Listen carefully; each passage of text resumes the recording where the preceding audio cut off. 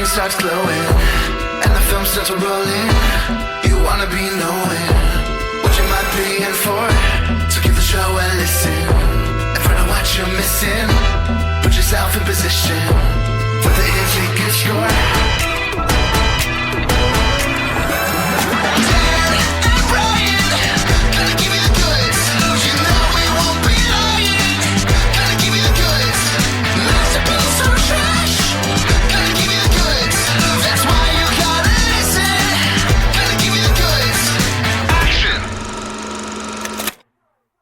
Hey everyone, welcome to the 225th episode of The Goods, a film podcast.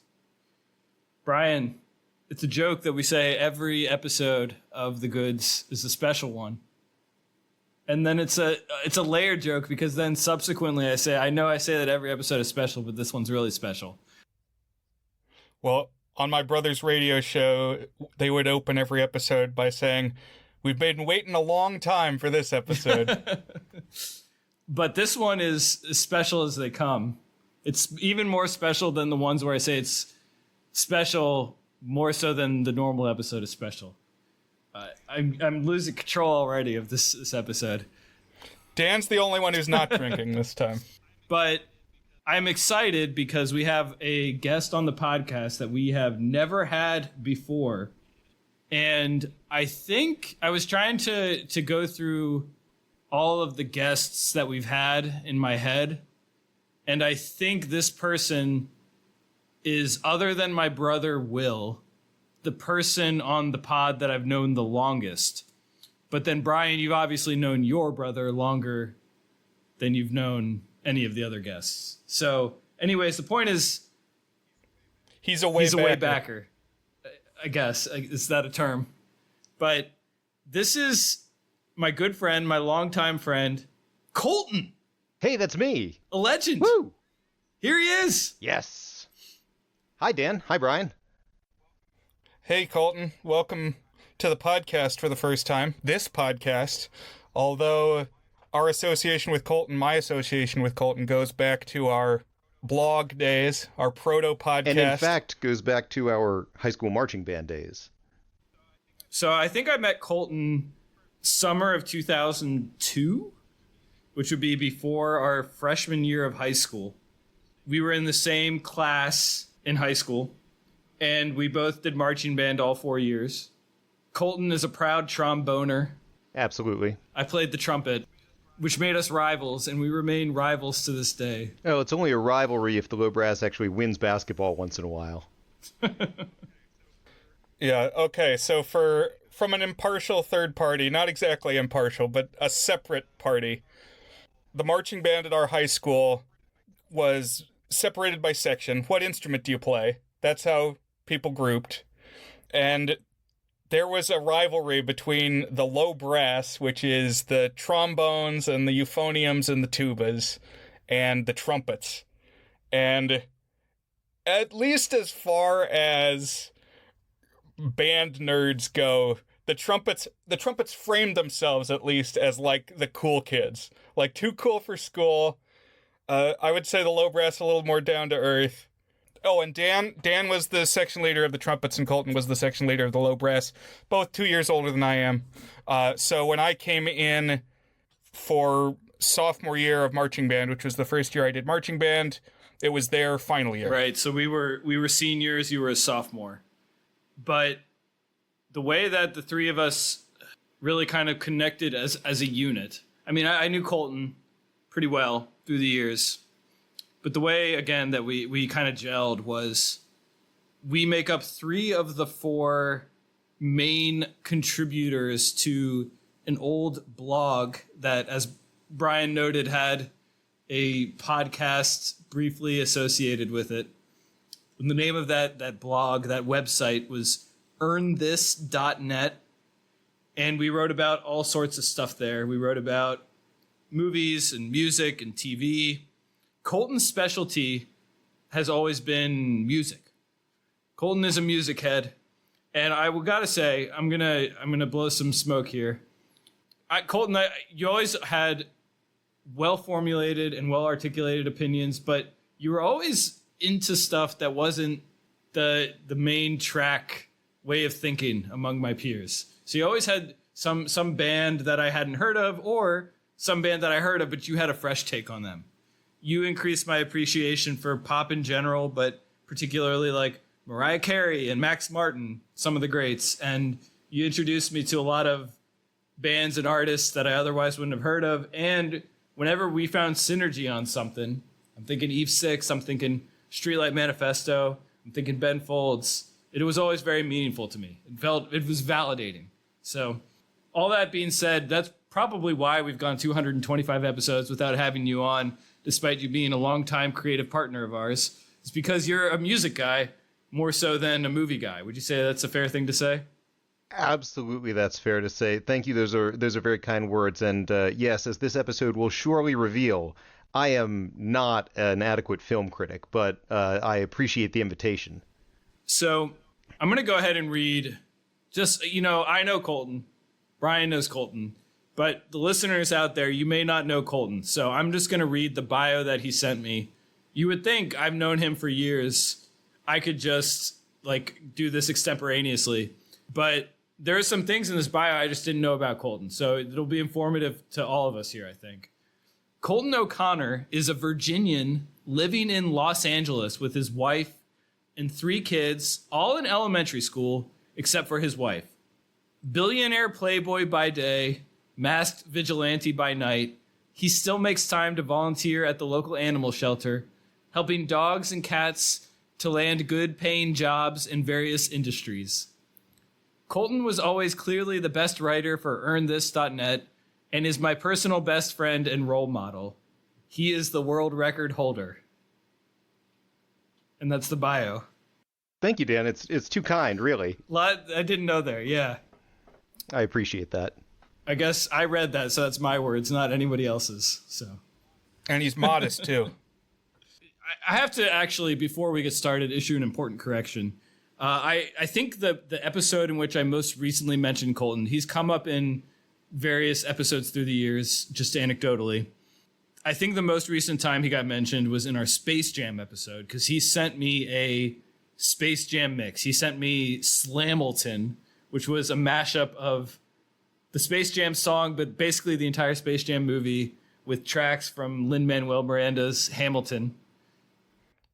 A work of staggering creative genius. Thank you for sharing that with us, Colton. Yeah, I don't even remember how I came across that. And when I was texting Colton afterwards, I think he listened to the episode, and he pointed out that I did not refer to him as a friend of the pod, which was an oversight. Colton, I would like to bestow upon you the honor of friend of the pod. That is very sweet. Now that I am a guest, beyond doubt, I think that makes me a friend of the pod, definitionally. Ring of honor. Rival of the pod, I guess you could be. Or like villain of the pod. I'm the Gary Oak of the pod? I don't know about that. So, Colton asked Brian and I to watch a movie. So whenever we have a guest on the pod, the way it usually works is we'll have someone that we've been talking to, like, hey, you should come join our podcast. You can pick what movie you want to watch. And then they tell us what movie. And then we come and we watch that movie. Well, okay, I want to interject. That's how Dan does it. I always tell my guests what we're going to watch. So this came up in discussion. We're going to have Gavin back next week. Gavin, one of our frequent guests, and he brought that observation up. And yes, I say, I'd like to talk about this movie. Do you want to talk about this movie? So maybe we have different modes of operation here. But in this case, what's important is that I asked Colton to select the movie. And the movie that he suggested we watch was, if you had probably given me 250 guesses for the movie, you would still be like hundreds of movies off from me guessing this one. But that's okay. Very curious why this movie. And the film is He's Just Not That Into You. He's Just Not That Into You. You may know this, as I do, as a 2009 romantic comedy. I guess that's what you'd call it, a rom-com.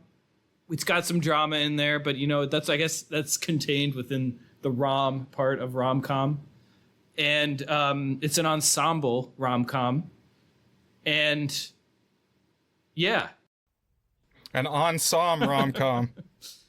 And he also said that he believes this is a film that is in conversation with When Harry Met Sally, which is another rom-com. One that I would say is a little more regarded. It has left maybe a stronger legacy in cinephile circles. Kind of a goat rom-com, When Harry Met Sally, is well regarded. Yeah.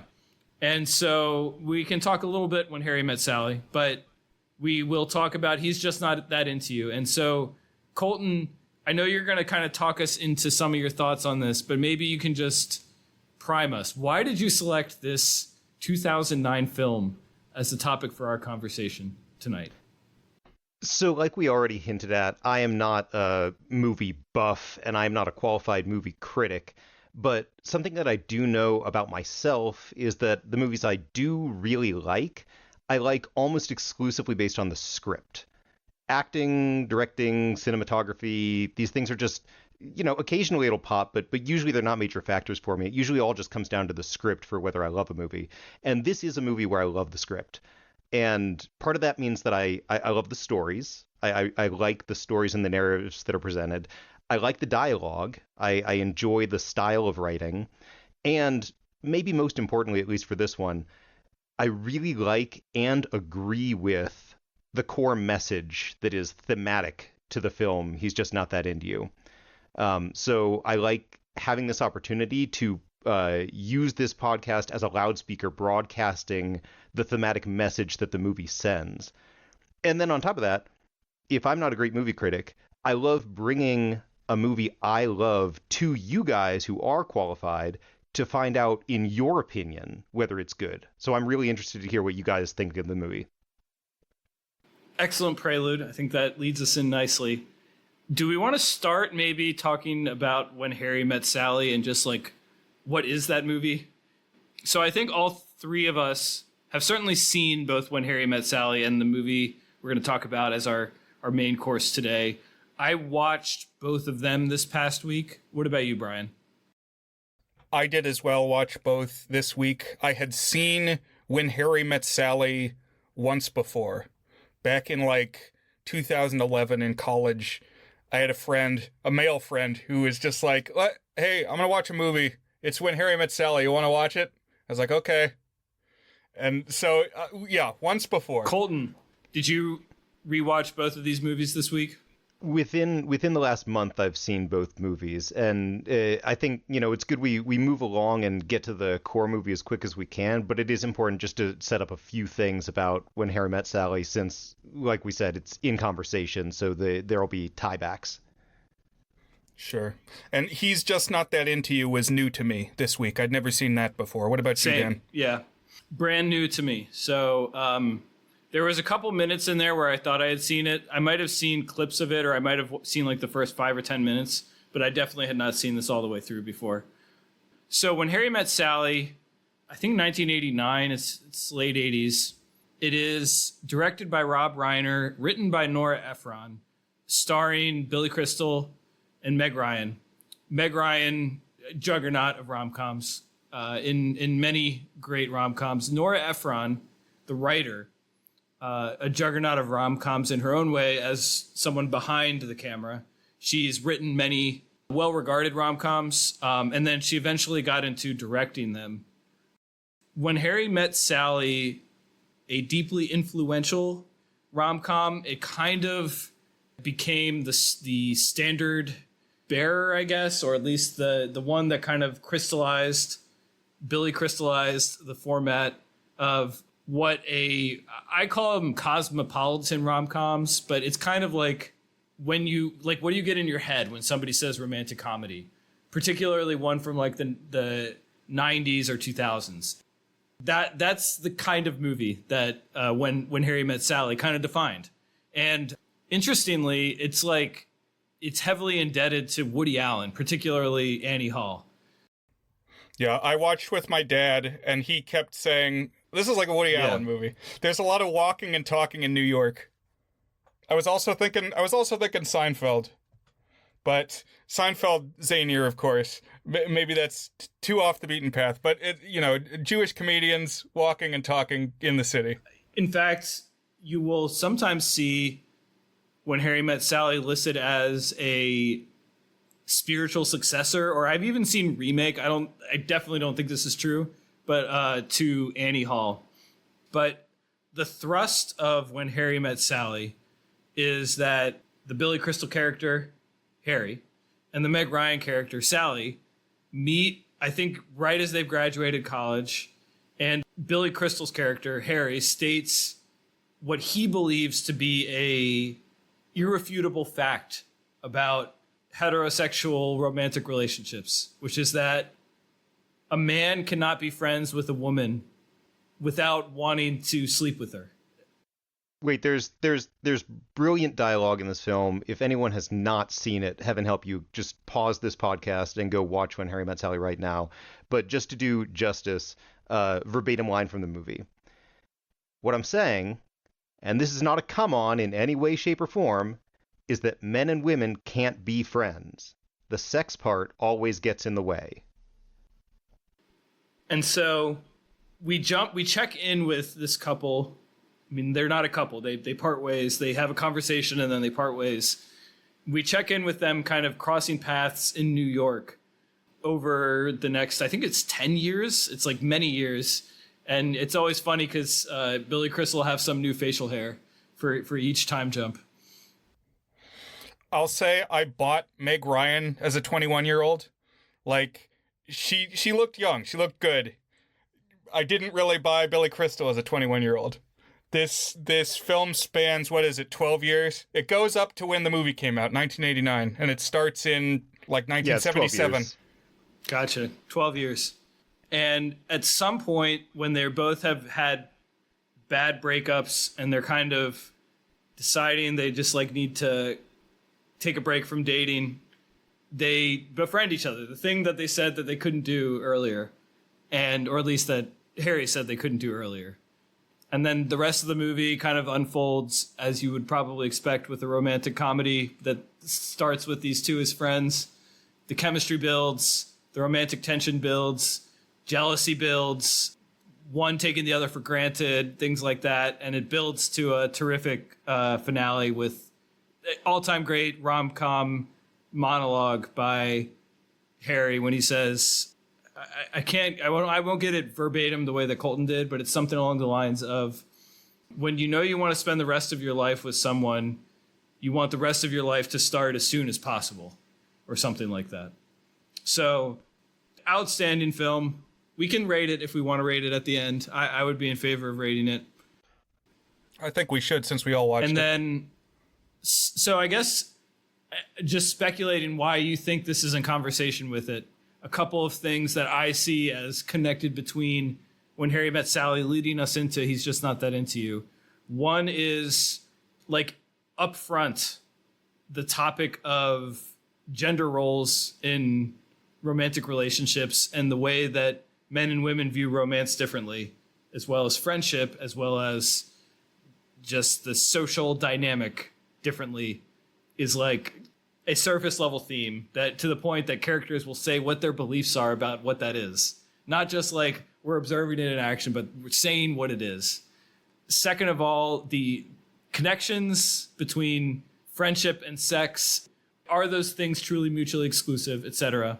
Also, both of them feature very short vignettes in between the scenes that make up the bulk of the narrative about people essentially narrating their own life experiences with romance in a way that sort of obliquely ties in with the themes of what's going on in the story. Right, almost documentary style talking head interviews with these people that they seem more real than the central narrative. It's they actually just grab these people and they're talking about their romantic relationships. They'll tell some little anecdote as a chapter break. And that is in both movies. And I think When Harry Met Sally, it was actually real, either crew members or people the crew members knew, and they might have touched up the dialogue, but I think they are real people based on real stories. I didn't read anything about these episodes for He's Just Not That Into You. They seem more scripted to me than the ones in When Harry Met Sally, but I don't know. But they're there for both of them. So Colton, that was me guessing, me trying to get into Colton's mind of why you said these two were in conversation with each other.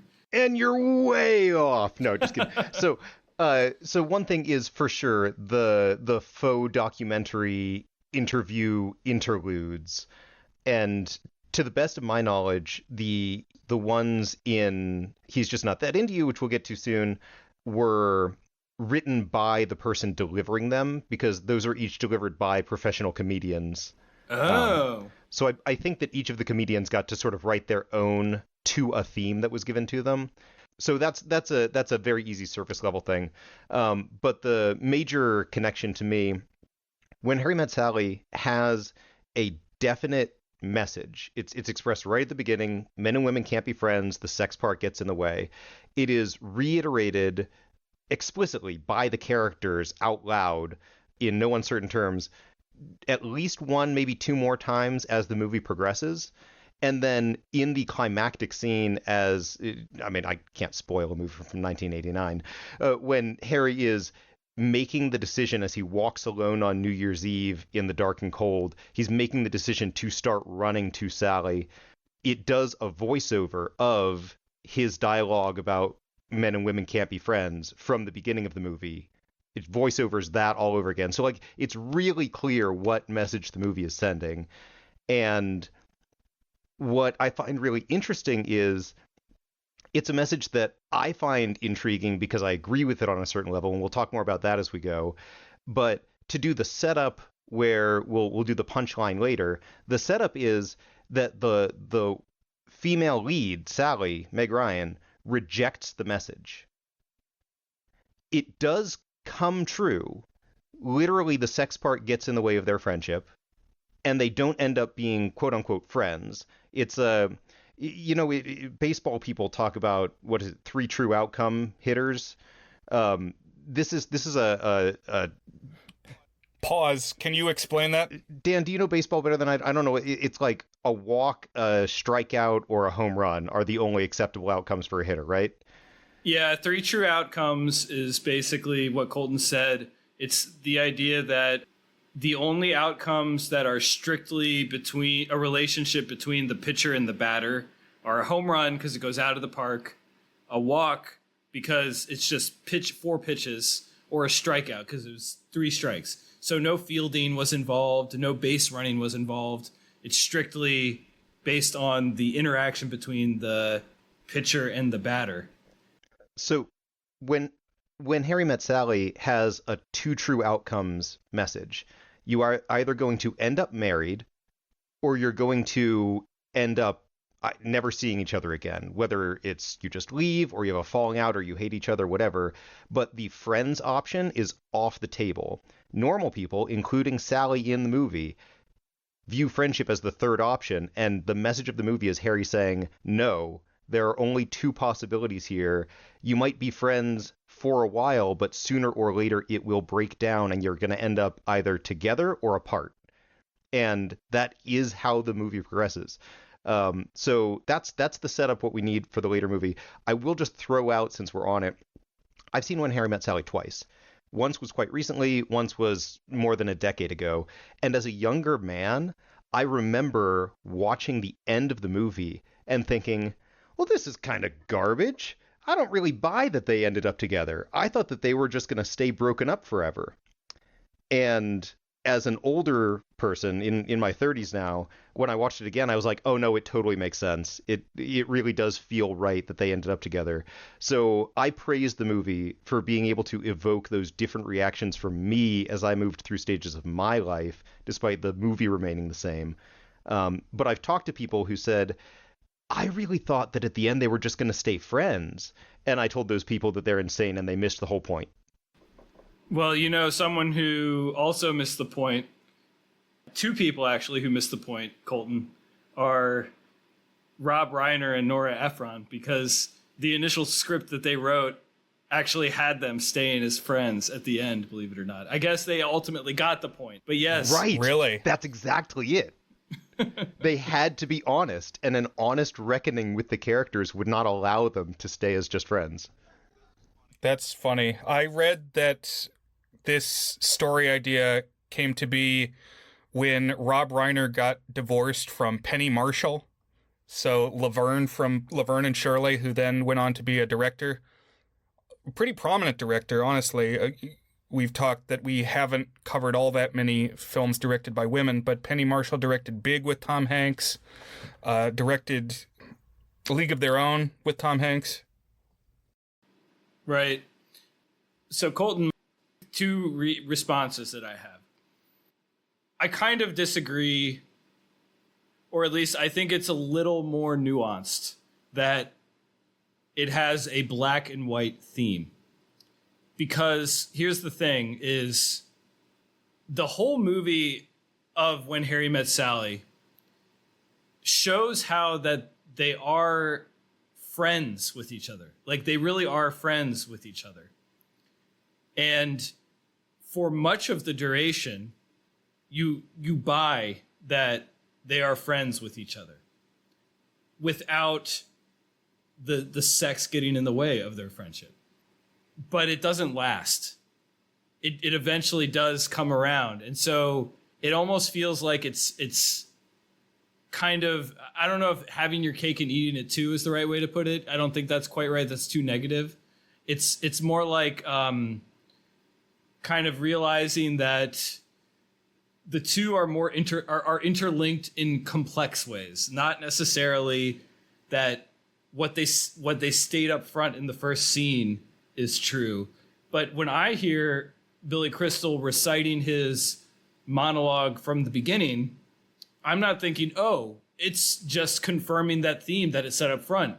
It's doing like a classic 5-paragraph essay where it says it at the first paragraph and it says it in the last paragraph, and that's the thesis statement.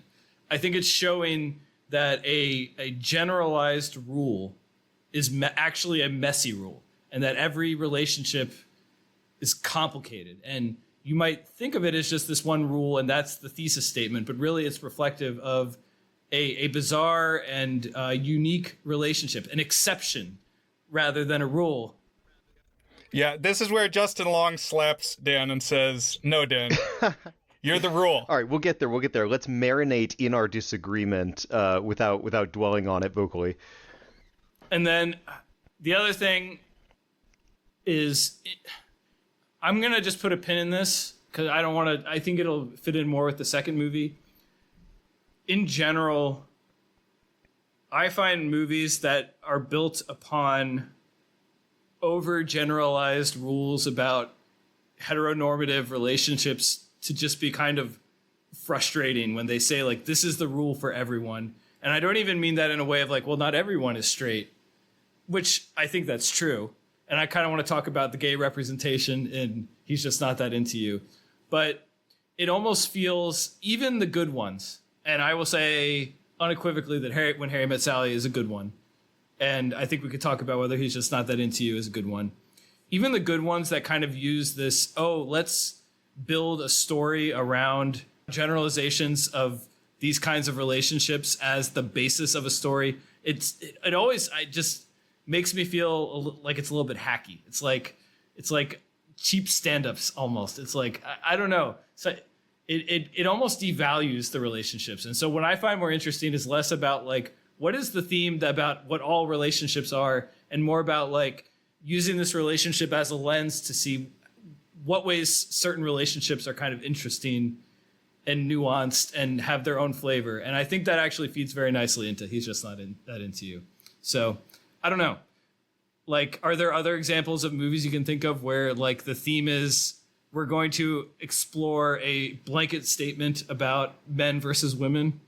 I'm trying to think of what even other movies are built on stuff like that. So it's not quite the same, but since you bring it up, it had me thinking of The Crowd that we watched not too long ago, which was a silent film from like 1927. But it's the idea that we're zooming in on a city, and we zoom in until we're seeing the story of one couple, and it follows a certain trajectory. And then at the end, it kind of zooms out. And we talked in our episode about does this mean that everybody's living exactly the same story and they're just interchangeable and we're looking at like an ant farm and everybody is the same, really? It could all be boiled down to like one simple algorithm. Or, as Dan argued, is there complexity? Is there value to stories because they're always a little different and everybody has one? We'll see. Who knows? Could be. Can you repeat the question? You're not the boss of me now. Now we're a Malcolm in the Middle podcast. But I think that's good groundwork for He's Just Not That Into You, the 2009 film. So, Colton, tell us a little bit more. What are some of the things that lead us to this movie? Okay, yeah. So for me, there are stepping stones into this film, and this can all be tracked by Googling origins and things. But the film He's Just Not That Into You is based on a book, and what's a little bit unusual is that it's not based on a novel. It's based on a self-help book, and the self-help book itself sprouted from an episode of Sex and the City. So I'd like to really quickly talk about the Sex and the City episode and the self-help book to lead us into the movie. And I'm going to make references to themes in the movie, but I'm just going to try to do it real quick so that then we can cover the movie aspect of everything. But this sets up what they based the movie on. So the year's 2003. We're in the 6th and final season of Sex and the City, which is a big deal for people who are not me, mostly women of my generation. Big deal for my wife. She was excited and a little bit nervous to watch this episode with me. But season 6, episode 4 is titled Pick a Little, Talk a Little. Multiple writers credited. Notably, there was at the time a sort of script consultant working with the show, not a credited writer, but a guy who would come into the room and offer a straight male opinion on what they were writing, because the entire writer's room, they said, was women and gay men. So one of the women who was credited as a writer on this episode is Liz Tuccillo. The script consultant, the straight man in the room, is Greg Behrendt. And when they were writing some earlier episode, women in the room, as apparently they commonly did, were, talking about their own lives and sharing stories of the men that they were seeing or trying to see in these things. And someone was talking about how this guy said he was going to call me and he hasn't called me for a while, but I think he's just busy, and should I call him? And someone said, Greg, you're a straight guy. What's your advice? And he said, can I really give you my advice straight? And they said, absolutely, we want to know. And he said, he's just not that into you. Apparently that literally happened in the writer's room of Sex and the City, and that's the origin story. And Greg is, I would throw out the term, the sage. He's the guy who brings the gospel of he's just not that into you, and everyone in the room was taken aback, and some of the people in the room were like, wait, tell me more. Really? Because to some, this is a very freeing message, and to some, this is a terrifying or unacceptable message that they reject at a subconscious level. It became such an interesting conversation that they wrote an episode about it. So Sex and the City has an ensemble cast, and every episode has multiple interlocking threads going. Season 6, episode 4, one of the threads is main character Miranda Hobbs, played by Cynthia Nixon, is talking in the bar with her friends, and Sarah Jessica Parker's new boyfriend, played by Ron Livingston of Office Space fame, his name is Jack Berger in the episode, he's there, and Miranda's talking about this guy who she's expecting to hear from, not hearing from him, and so they ask for Berger's opinion on the matter, and he says, all right, I'm not going to sugarcoat it for you. He's just not that into you. And then replay that whole scene I just described from the writer's room. Various reactions, but Miranda, who's the one in the situation, was enthralled with the idea, found it very liberating. To quote from the episode, Miranda says, "This is the most liberating thing I've ever heard. Think how much time in therapy I could have saved over the last 20 years if I had known this." And Berger says, "Yeah, I think you've got an uncomfortable email coming your way. Something like, sorry I haven't called. I'm in a place in the world where they don't have phones." Anyway, she loves it. Later in the episode, Miranda overhears two girls on the street having one of these conversations, telling what I would call an excuse story or an exception story. And she walks over to the girls and says, "Hey, he's just not that into you."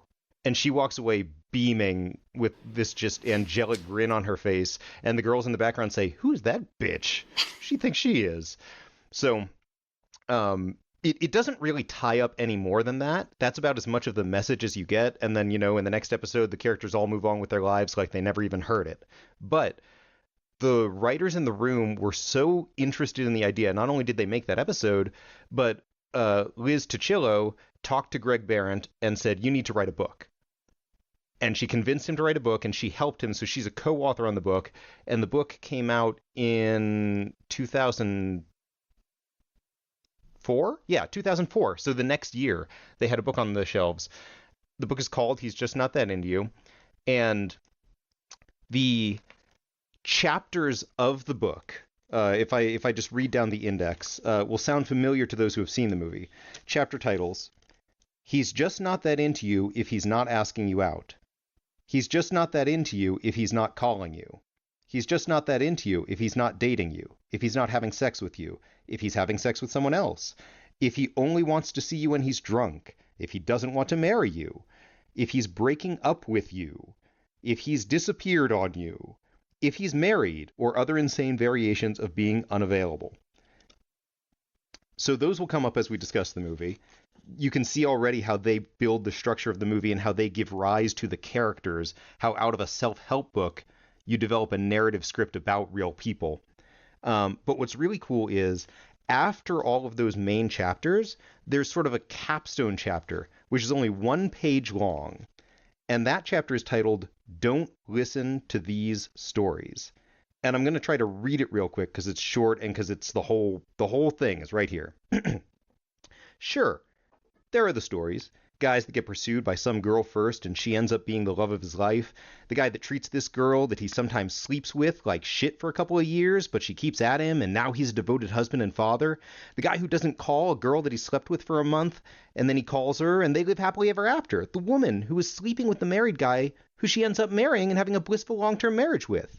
We don't want you to listen to these stories. These stories don't help you. These stories are the exceptions to the rule. We want you to think of yourself as the rule. Thinking of yourself as the exception is what got you into this mess in the first place. Tell your friends to stop telling you these stories. Whenever you hear one of these stories, a story where some woman is treated badly but it all worked out okay in the end, just put your hands up to your ears and go la la la la la. You are exceptional, but not the exception. So I think that gets us to the movie. Okay. Yeah, that encapsulates it pretty well. I want to say a couple anecdotes here real quick. One is when we talked Jenga Club, remember, we were trying to place what year was this VHS tape recorded. And part of the contents of the tape, we determined the oldest layer was that it had been used to tape a Sex and the City episode. And so we were trying to place maybe a Sex and the City expert like Colton might be able to tell us what season had this opener. I don't know that it necessarily changed between seasons. Some shows do. But the other thing to say, just that both of these movies, but especially He's Not That Into You, explores relationships at different stages. And, well, first, rarely do we have female input on this podcast. Not a lot of women come and talk here on the airwaves with us. But we also, the three of us, are at different stages in relationships. So it will be interesting to hear anecdotes when it comes to the world of dating and romance. I think that from the people who are here contributing. I think that's a good thing to state up front. When I use this as a proviso whenever I write reviews or talk about movies where like the central topic is it sure sucks to date nowadays, which is a lot of movies that's a theme, because I don't date nowadays, so I am married to my high school sweetheart, and we more or less, I mean, every relationship is a little more complicated than a single sentence, but we more or less have been together since high school. So I never really dated outside of like, I mean, I could comfortably say I never dated except my wife, really. So I definitely am not an expert on the topic, and certainly not. I think one thing I want to talk about is some of the things that this says about the dynamics of dating are timeless, and many of the things that it says about the dynamics of dating are very 2009. And so I certainly dated closer to 2009 than to 2025. So parts of this were a little bit more relatable, but I don't know. I also have kids. Colton, you don't need to, you can talk as much or as little about your romantic history as you'd like, but you also are married to someone that you have known for quite a long time and have 12 kids. 12 years married with 3 kids. Okay. And Brian is not married, to my knowledge. That's correct. I'll let you know if it Is happens. he married to someone else's knowledge? But no, I in our most recent episode to drop, or one of the recent episodes was Merlin, and I was high on the hog because I was dating someone. Now that's no longer the case. So it's touch and go often. It is a strange realm. So, Brian, maybe you could offer for us as we go through your perspective, your unfiltered modern dating perspective on. Certainly. We'll have different perspectives, which will be good. I think it would be good if we had a woman here talking on this episode. But I also found it interesting in He's Just Not That Into You. It's from 2009. And in some ways it felt very modern, and in some ways it felt very dated. Mm-hmm. Like, even for the time that it came out, it seemed to have its pulse on modernity to different degrees. Like, Drew Barrymore goes on video dates, and it's like, whoa, that seems more 2020s than 2009. But also, she's like, well, he added me on MySpace, which I think that was old even by 2009. It's like, no, they'd be using Facebook. MySpace is like 2005. Interesting. Do we want to break out what the actual substance of this story is, or is there anything? Colton, you wrote ladder theory as a note. Do you want to talk about that now, or do you want to bring that up later? I'll bring it up now. This doesn't have to make it into the episode, but it feels to me like part of the lineage between When Harry Met Sally, going into the Sex and the City, and all the way up to He's Just Not That Into You.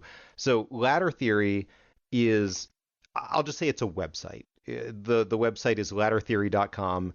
It launched in 2003, just a couple months after the Sex and the City episode that I described first aired. Ladder Theory on the front page of the website has a record of the dialogue from When Harry Met Sally about how men and women can't be friends. And extrapolating from that and the mythical ladder author's personal experience and philosophy, I guess, it sets up an explanation of how attraction works between men and women. The theme of ladder theory is that every man has a ladder in his head, and I will just apologize to Dan, who really wants to keep this thing opened up beyond heteronormativity, but that's the space that this document lives in. Every man has a ladder in his head. The higher up the ladder a woman is, the more he wants to sleep with her. Every woman he knows is on the ladder somewhere. That's the premise. The corollary: every woman has 2 ladders in her head. One works just like the guy's ladder. The higher up the man is, the more she wants to sleep with him. The other is what's called the friend's ladder, and men are also ranked there, but she does not want to sleep with men who are on the friend's ladder. This predates the term friend zone. I think it might be the origin. Honestly, ladder theory is the origin of a lot of things. If you got to live through this and watch the internet evolve, you see things come up like PUA, pickup artists. You see things come up like the Reddit board R seduction, and then eventually horrific things like red pill. It all kind of comes out of the ladder theory notion that explains how men and women attract to each other, what they find attractive, and it's based on this notion that men and women can't just be friends. The sex thing always gets in the way, which is realized here by the fact that men only have one ladder. That's sort of the instantiation of that message into corporeal reality. And so it sets up a way of thinking about how men and women relate that is based on the When Harry Met Sally thing, and purports to explain all men and women relationships. And so it just has its own message and theme. And so in the same way that When Harry Met Sally is in conversation with He's Just Not That Into You, ladder theory may also be, but ladder theory is perhaps puerile, juvenile.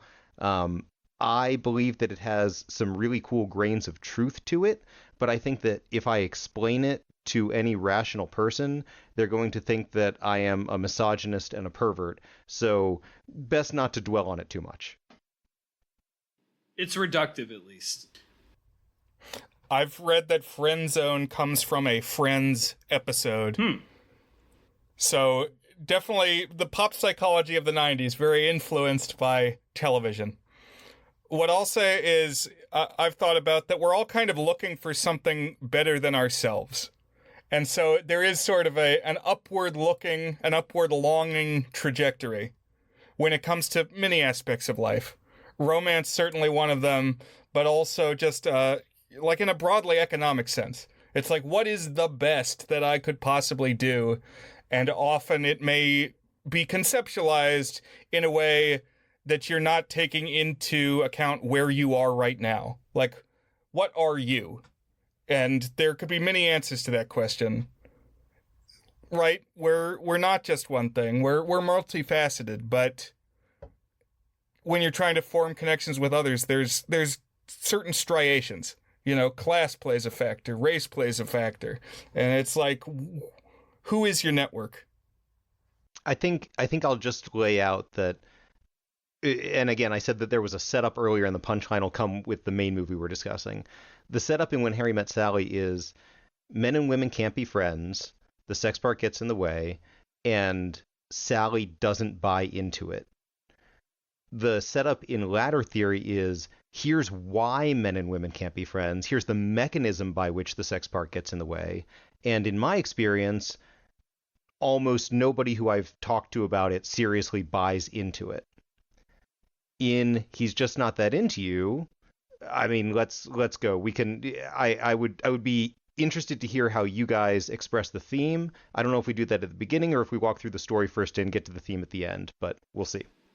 Let's set up the characters and the plot threads, and maybe we can see some of these themes weaving in. We can speak up as we see it. So I watched the movie twice, and I came up with approximately 4 subplots. Right, so I watched it twice as well, and I would characterize this as a mashup of When Harry Met Sally with Love Actually, where it's a bunch of famous faces involved in many interweaving stories, not as many as Love Actually. And I talked with Dan, what do we call movies like this, where the poster is a bunch of squares with celebrities' faces in them? And so the ones I thought of were this, Love Actually. There was one called Valentine's Day. There was one called New Year's Eve, I think. And we settled on Love Actualikes. That was my proposed.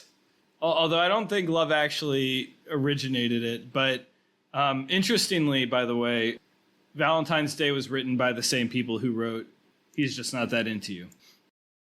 Here, though, it's a more manageable number of stories than Love Actually. Love Actually was like 10 things going on. Here, it's more like 4 or 5. Right. So it is a lot of famous faces, though. So a lot of iconic 90s and early 2000s faces. some of whom are still prominent faces to today. I would say most of them still are, honestly, to one extent or another, have done something significant in the 2020s or late 2010s. So the four threads that I came up with, the first one, and the way I'll kind of do it, we can introduce the four of them, and then maybe go one at a time and talk how they go through. So the first one is probably the central one, in that it's the first one we see, and it's the one that does the most stating of the themes, and probably gets the most screen time, or maybe runner-up most screen time. And this is the relationship between Gigi and Alex. So this is Ginnifer Goodwin and Justin Long, with Connor as the third prong of the triangle, or whatever you might call it. And that is Kevin Connolly, who is probably among the lesser names here, but he was in the show Entourage, another HBO show like Sex and the City. Okay. I kept wanting him to be Sean Astin. Really? I didn't think of Sean Astin. I guess he looks a little like him. I don't know. He has kind of a similar presence. So that, and then as Brian said, they all interlock a little bit, so it's not this neat, but that's kind of the first one. The second one is also gets probably the next most amount of screen time. And this is the love triangle between Janine, who is Jennifer Connelly, and her husband, Ben, Bradley Cooper, before he started getting lots of Oscar nominations, and Anna, played by Scarlett Johansson fairly early into her career. And Janine and Ben start out the story married. They're the stable couple. And then Anna kind of comes in as a sort of temptation. The third thread is we kind of have Connor back in this one. This one is the one that I think of as like kind of the crossover between different ones. So we have Connor, who was the third prong of the first story. And then he has a thing for Anna, who is the Scarlett Johansson character. And then also he ends up getting intertwined with Mary, who is Drew Barrymore. So again, a lot of big names here. Drew Barrymore, another rom-com juggernaut here. And then the fourth one is Beth and Neil. And this is the one that's, I would say, the most off to the side, just because it doesn't have the same, it doesn't have a story kind of threading all of them together, except just kind of scenes off to the side. But Beth is Jennifer Aniston, and Neil is Ben Affleck. And they start the movie in a pretty stable place in a long-term relationship. And the kind of the thrust of that one is them deciding whether or not they're going to get married as their relationship has gone kind of long. Right. And Beth and Janine and Gigi all work together at a very movie job. They write columns for like a magazine. I thought that one was, they were like marketers for spices. They talk a lot about spices. So I was kind of confused by this. Colton, do you have any insight into what the actual nature of their careers are? No, but it is important to note that in the spirit of Sex and the City, people in this movie are inexplicably wealthy, and it's not really important what they do for a living. People just have large homes and nice clothes. Don't worry about it. I watched this movie the second time. I noted only one person talks about money the entire movie. And that is Scarlett Johansson's character, Anna. She's the only one who mentions money being hard for her.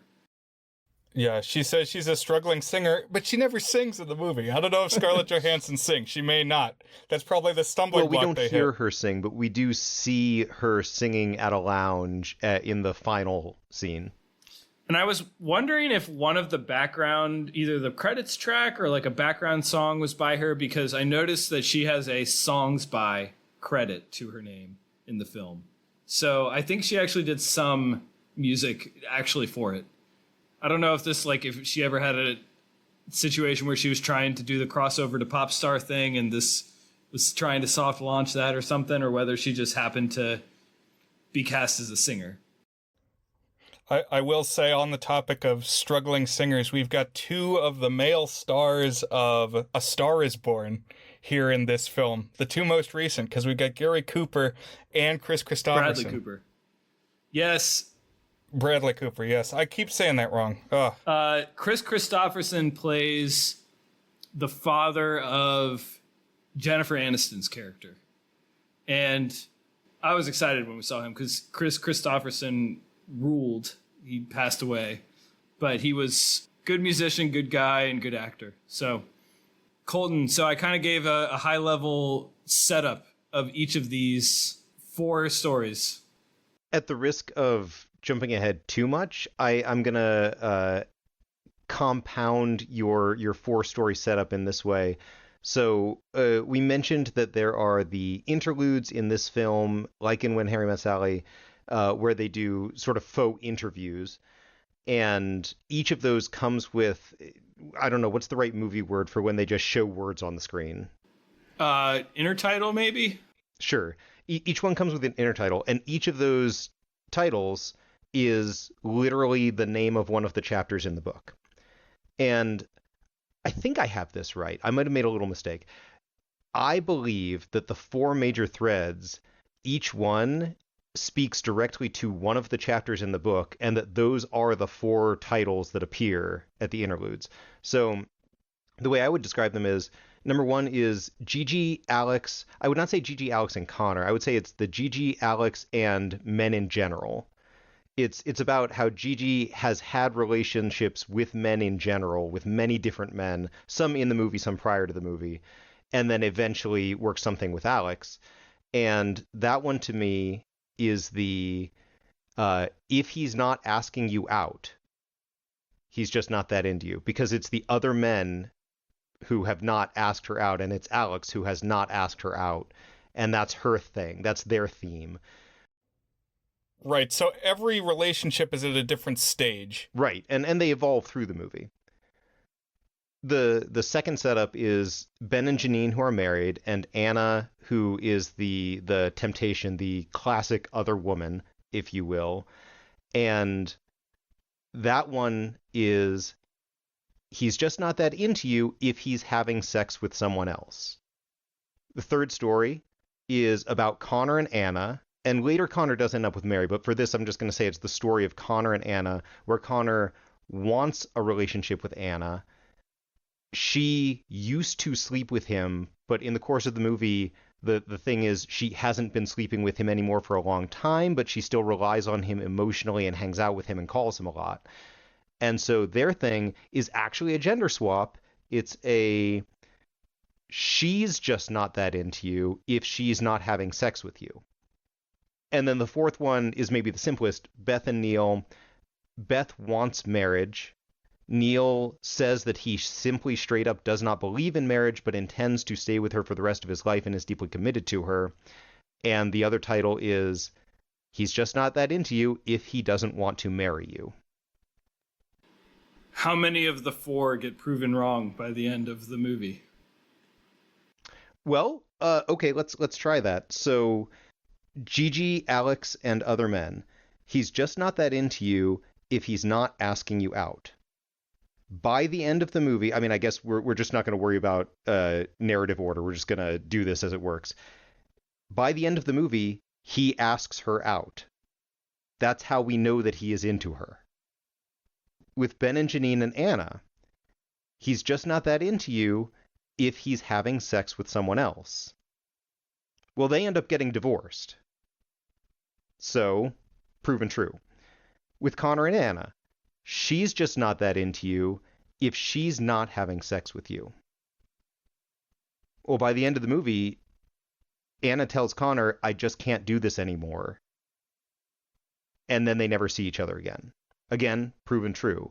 And Beth and Neil, he's just not that into you if he doesn't want to marry you. Well, by the end, he proposes and they get married, so he's into her. So two of these end in a successful relationship, 2 of them end in a failed relationship, but all of them prove the chapter title rules. Right. I concur. No, shut it, Dan. He concurred. 2 for 3. I'm voted out. I can't say anything else. So the interesting thing is, so let's take the Beth and Neil one. So this is Jennifer Aniston and Ben Affleck. Okay, when they say Benifer, that's not this Jennifer. No, right? that was originally Ben Affleck and Jennifer Garner, I believe. I don't think these two. He's been with 2 at least Jennifers, but this is not one of them. He's been with Lopez and Garner in real life, but in this movie he's paired with Aniston, and I don't think that they were ever together in real life. In some ways, Jennifer, I'll just say right now, as an aside, I felt like Jennifer Aniston was just playing Jennifer Aniston. I didn't feel like it was any acting for her. She was just doing, I mean, that's not bad. That's like a type of acting, is you just play your type. Her whole thing, Jennifer Aniston, it's like the audience is always on her side immediately and deeply. And that is definitely the case in this movie, where I think she literally says in one scene, "I've been hiding this from you for 7 years, but I need you to tell me right now that we're going to get married." And to me, as a rational person, I'm like, what the hell? You've been hiding this for 7 years and you want an answer like this second? But the audience is compelled in that scene to be like, yes, marry her. Like, of course she's right. Everything she's doing is right. So that's Jennifer Aniston. That's her power. Yeah. Well said. My wife, I watched this with my wife, and we were both commenting that exactly what you said. It did not make her seem like the rational one here. Now, he kind of replied, in essence, "I will never marry you," which also, like, I feel like the rational response is, can we talk about this? Not like, "I will never marry you." So I don't think either of them, but I guess he's like well articulated, because he does go out of his way to say why he doesn't believe in marriage. That he believes that marriage is a social scam. It's for show. It's not really about expressing love. It's about parading to the world what your love is, and you even have to pay the government for them to acknowledge your love. Go look up tax brackets, my friend. Like, you're gonna be financially winning if you get married. That's gonna ultimately be a positive for you. You may have to pay $45 to get your marriage license now, but your tax rate's gonna be going way down. Point being, if that's his viewpoint and he sticks to his guns throughout that, sure, like, okay, so that's his belief. So, but yeah, my wife and I kind of landed at the same place as you, Colton, which is like, when she says it, it sounds reasonable, and then when you think about it, it seems a little bit less reasonable that she would make this demand on the spot. But anyways, the point is, so the what I was going to say here is, the question was, he's just not that into you if he won't marry you. Does this story validate that thesis statement? That basically, if someone won't marry you when you want to get married, that means he's just not that into you. It's like, it's as simple as that. But I would contend that this one comes the closest to contradicting the statement, or at least rendering the statement irrelevant. Because yes, they do end up getting married, but by the time they get married, whether or not they get married is no longer important, because their relationship isn't about whether or not they get married, because both of them have realized essentially what Ben wanted up front. I say Ben, I'm going to do that so much. I'm going to say the actor name, or I'm going to say the character name. Neil, who's Ben Affleck, says up front, like, I want to be with you, but I don't want to get married. And they kind of land at that point where I feel like you could have ended the story with the same, more or less the same emotional thrust, is that the one who's done the growth is Beth, realizing that, hey, the statement that he's just not that into you if he doesn't want to marry you, that's actually not true for this guy. He actually is into me, even though he doesn't want to marry me. Now, he does ultimately decide it's important to her, so I guess I will marry her. So I guess maybe that does contradict itself. I don't know, but I don't think it's as clear as, like, here's the statement and then the story proves out the statement, even if ultimately it does end up in that place. It's kind of like what I was saying with When Harry Met Sally. It's like, it's almost like the journey to get there invalidates the need of the initial thing, even if it ends up being accurate. I found it interesting that the level of celebrities cast in the role kind of parallels the depth to which the relationship has progressed. So it's like the people who are just starting out are Ginnifer Goodwin, who, she's most famous because she's Judy Hopps in Zootopia. And the Mac commercial guy. And then the other, like, more advanced relationships, it's more established celebrities. Interesting. The one that's most shaped like a normal romantic comedy is probably the Gigi and Alex one. So this is the one with Ginnifer Goodwin. By the way, I know, Colton, you said you don't like to talk or think too much about the acting, or at least that's not what you focus on in movies. I thought Ginnifer Goodwin was very good and very funny in this. I thought she was terrific. For a character that could have been kind of annoying because she's very persistent, I thought the actress made her very likable throughout. She was doing the Jennifer Aniston trick to some extent, where you're kind of always on her side.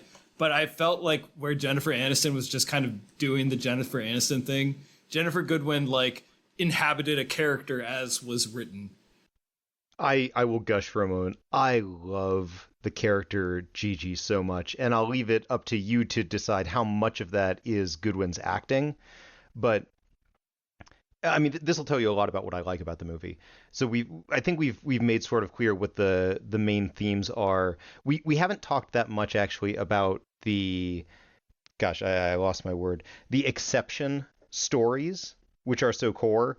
The opening voiceover monologue of the film, the closing voiceover monologue, and a lot of what goes on in the film deal with exception stories.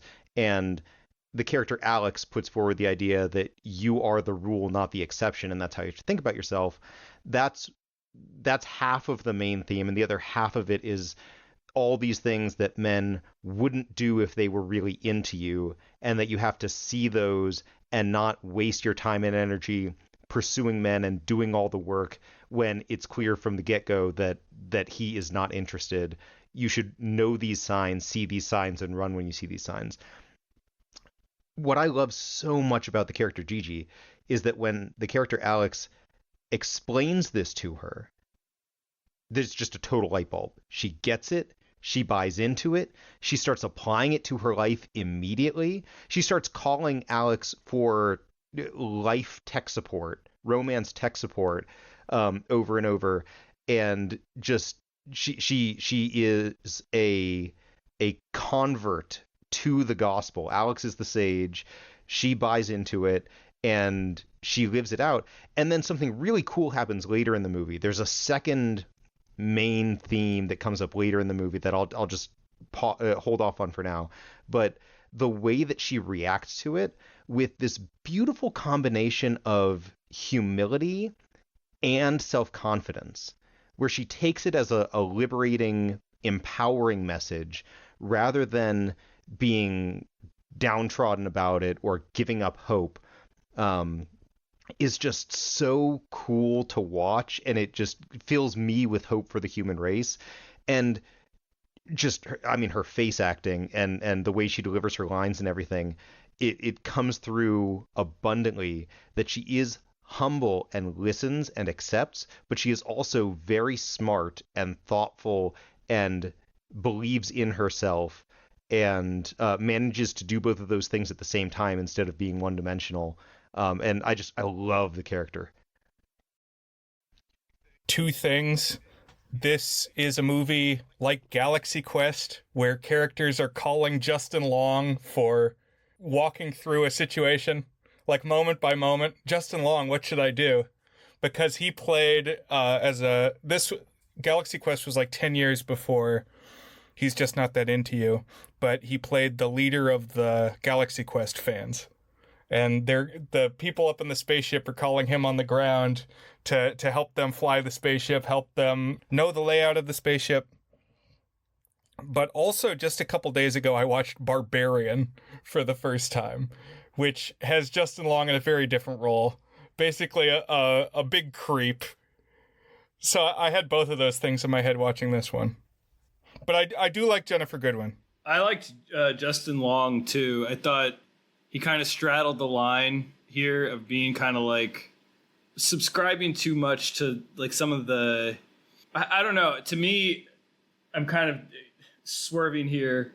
One of my takeaways is that like, we'll kind of go through all of them, but all of the relationships that end up working both ultimately like live within the rule, but in a way that is like nuanced and has like an element of like this love is exceptional and has its own unique shape and life, where over prescribing a rule is in fact reductive to it. And like repeatedly calling out the exceptions, I think makes it clear that the movie kind of knows that, like,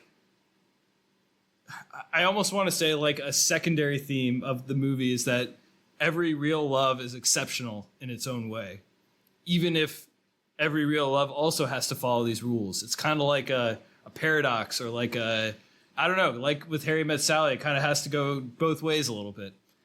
All right, wait. On that, I like what you just said, and I feel that this is the appropriate time to respond to that with my personal view on what the second major theme is. Okay. And this is heavily based on the text of the book as well, having skimmed the book in preparation for this. So we talked about the exception stories.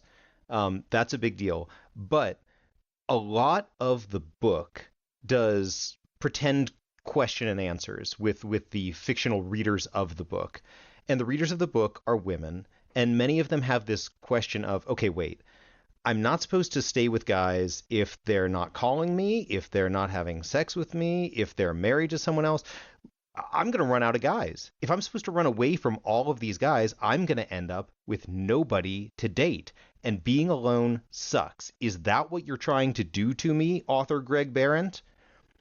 And the response that he gives consistently and repeatedly throughout the book is, listen, I think you're awesome. I think you are a super hot, foxy woman, and you deserve someone who truly and deeply loves you.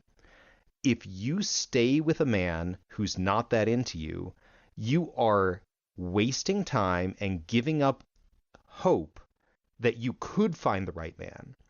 I cannot promise that the right man will come along, but I think that being with someone who's not really into you, doing all the work, fooling yourself, is worse than being alone.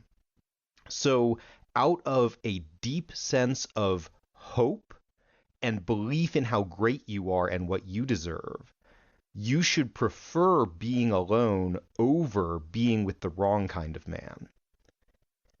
And I think that Gigi embodies this so well. There's a pivotal scene where she's in Alex's apartment after a party. He was just inviting her to be one of many party comers. She thought there was something more to it, and so she ends up acting like a co-host and taking care of a bunch of stuff around and helping him clean up when everyone else is gone. And she thinks this is the moment where they're going to consummate a relationship that she has come to believe in. And Alex rejects her and says, where did you get that idea? I told you, a guy will ask you out if he's into you. Did I ask you out? And Gigi's response to him is basically, you are so cynical. I might be love's fool here, but I would rather be love's fool than live dead inside like you are. I would rather have hope that I'm going to find someone, and I'm sure that I am closer to finding someone than you are. And so that hope, and the fact that it is hope that should lead you to break up with so many men, is a deep theme of the movie that comes out in Gigi. And I think that it's probably the same thing that you were trying to express a moment ago, Dan, in your own words. I thought that we were saying similar things. Okay. Well said. I want to say that the Gigi Alex storyline, so the pattern that they fall into is that Alex is kind of coaching her through dates, giving her advice, And actually, the film prominently features clips from Some Kind of Wonderful, which was one of the very first films we ever covered on the podcast. It was like episode 5 or something. Certainly the first romantic comedy that we talked about. And Dan mentioned, as he has several times, that he really loves the story dynamic of people are friends, but one of the friends is actually interested in the protagonist. And in that movie, you know, there's the tomboy Watts who is interested in Eric Stoltz. And we see in Some Kind of Wonderful, we see in He's Just Not That Into You, which is an unwieldy title. It's going to lose points, honestly, Colton, for the title, because it's hard to say, it's hard to remember. But in that one, the 2009 film, we watch Jennifer Goodwin watch Some Kind of Wonderful. And she takes to heart, oh, Alex is taking my calls and he's so invested in my love life because actually he likes me. And I think if you were to distill all of the themes for me, it's like trust your instinct and your intuition about what is really love. Okay, wait, I can't let that stand. I can't let that stand. Okay. Because I think that I'm much closer. I'm not going to say that you're wrong, because this might be a matter of us expressing ourselves differently, but I am much closer to saying it in exactly the opposite terms. Okay. The whole message of the book and the movie, He's Just Not That Into You, is that people's intuition, and maybe not so much their intuition, especially the way that women coach up each other and provide advice to each other based on their intuitions, is dead wrong, and you need to fight against it. It is, your intuition says, oh, this guy totally likes me, he's just not calling me because his phone died. And the message is, no, if a man likes you, he's going to call you. He will find a way. He will go to a payphone, because men, when they really are into a woman, go and get it and make things happen. And women's intuition is that there are lots of excuses for why those things aren't happening, totally believable excuses, and so they should keep getting strung along. And so yeah, I believe that the core message is one of resisting intuition and countering it with this brilliant gospel logic of he's just not that into you. Well, I guess it's not necessarily intuition, because you're right, because intuition can mean a lot of different things. So some of it could be like your intuition, like you said, in this case, might be, it's like a rationalization of sorts.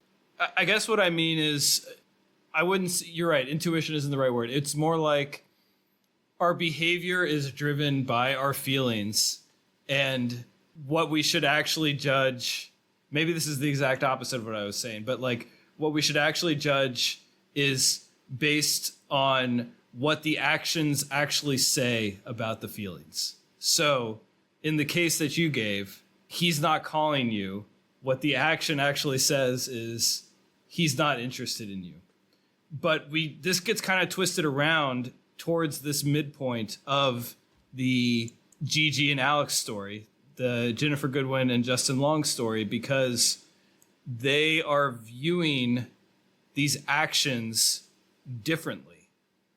So for her, it starts with where the imbalance is. She is not perceiving the actions correctly, or she's seeing the actions and not prescribing the correct emotions to them. So for example, like when someone will call her, she is not prescribing that as she's not into me. And it's Justin Long who puts her on that right track. But this, where, hey, the reason he's not calling you is because that's a reflection of his feelings. But then when we get to the midpoint, this starts to shift a little bit. And that's where, okay, now he's spending a lot of time and energy coaching her, talking with her, communicating with her.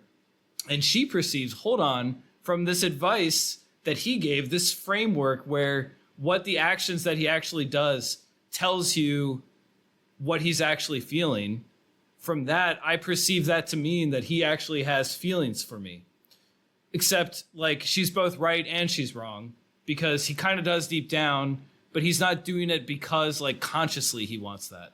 So it's kind of in this weird, I guess, yeah, intuition is maybe not the right way to say that, but it's kind of like it's very interesting the way that this story, the dynamics between, like, who is actually perceiving the actions and what it says about their respective feelings differently as it goes along, and then it kind of reaches the end when it's shifted back around again, almost. And I would argue that in the same sense that you shouldn't pursue a guy who's not calling you because he's actually not that into you. Even at the stage of the movie, in the middle and late parts, where Alex is clearly attracted to Gigi and is behaving like an attracted guy, but he has not registered that consciously, has not admitted it to himself. So he's still actually not asking her out on a date. He's still not doing those clear things that a man should do. And so by the letter of the law, by the chapter titles, Gigi should still be like, oh, he's not asking me out, then he's not that into me. He's not a man worth pursuing. Well, at that stage, he hasn't admitted it to himself. He's not a man worth pursuing. It's only later when he becomes a man worth pursuing. What does he do immediately? He goes to her apartment in the middle of the night. As soon as he becomes a man worth pursuing, he does the things that it's been saying a man will do. So even when we recognize that, like, a switch has flipped and he is in fact into her, even though he's not acting in a way that suggests it, if we take into meaning here to be an attraction and a desire to be around that person. But is he even? I mean, look, we're just playing with words at this point, but she throws herself upon him. Gigi tackles Alex with kisses on his couch in his apartment with no one around. This is a textbook ladder theory example, just to make it clear why that came in here. And he rejects her in that moment rather than being like, oh, cool. I think if you would say in that moment that he's into her, I get where you're coming from, but I'm raising my eyebrow. Interesting. It's complicated. It's maybe more complicated than it seems on the surface. Yeah. Let's talk about another one of these subplots. This is the one that is the least breezy of the film's plots.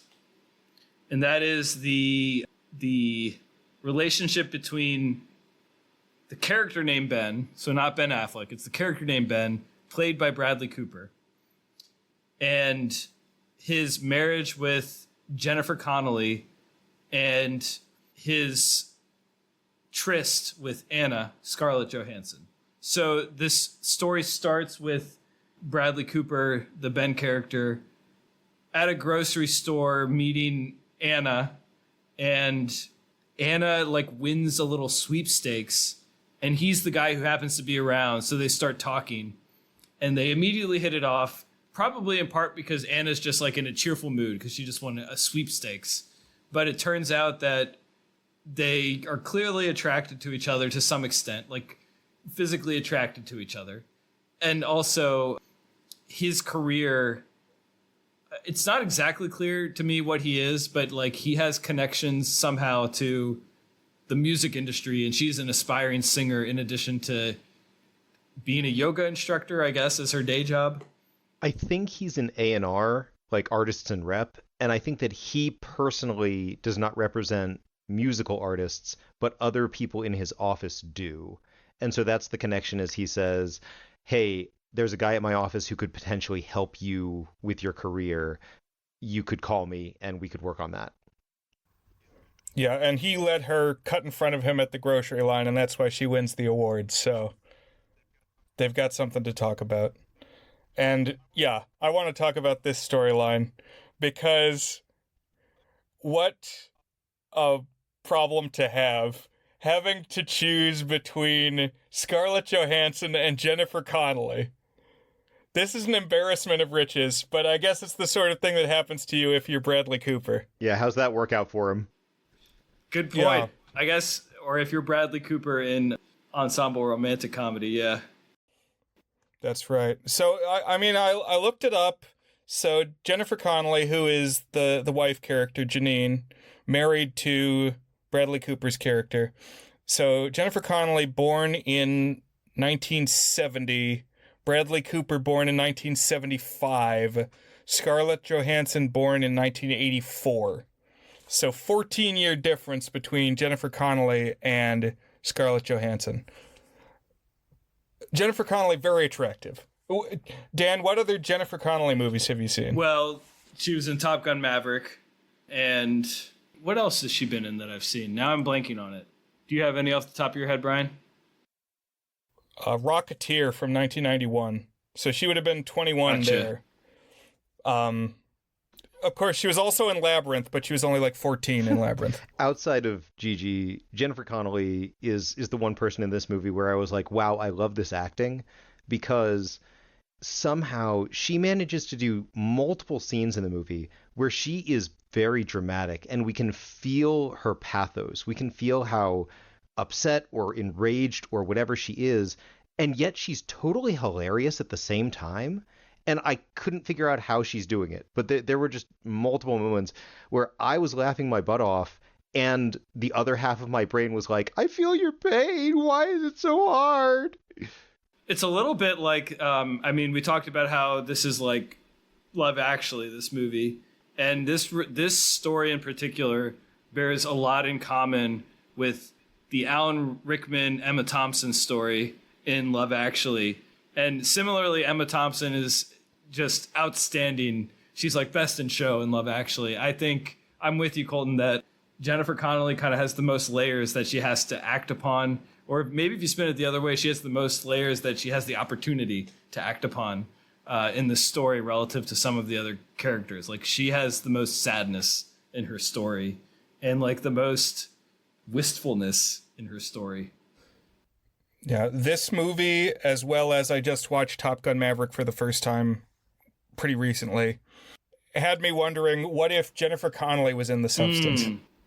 Like, I think it's that same kind of presence almost as Demi Moore. A similar look, but similar, ish age.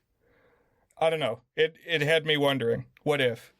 So I think this story is kind of a tough sit, because the Ben character, the Bradley Cooper, is just like an asshole through and through. Like, he makes what I would consider to be the morally wrong choice at just about every point, with maybe a little bit of resistance, like a little bit of hand-wringing, but still makes the wrong choice. The gist of it is that he has an affair, and he also lies, and is kind of just in general a douche to everyone. And we can talk about a little bit about how this goes here, but I thought the story was interesting because it echoes some of the other stories in some interesting ways. So, like, one example of this is Janine talks about how essentially she coerced Ben into marrying her. They were in a good relationship, and she really wanted to get married, and she made an ultimatum: get married to me or we'll break up. Well, where does that sound familiar? That's exactly the Jennifer Aniston story with Ben Affleck. So we're kind of seeing like a dark side to this. Like, oh yeah, we are on Jennifer Aniston's side, but like when you kind of look at it from this other angle, it lays a toxic foundation for this relationship. And that is like an undercurrent. I really noticed it the second time that like they call out multiple times that like they rushed into marriage.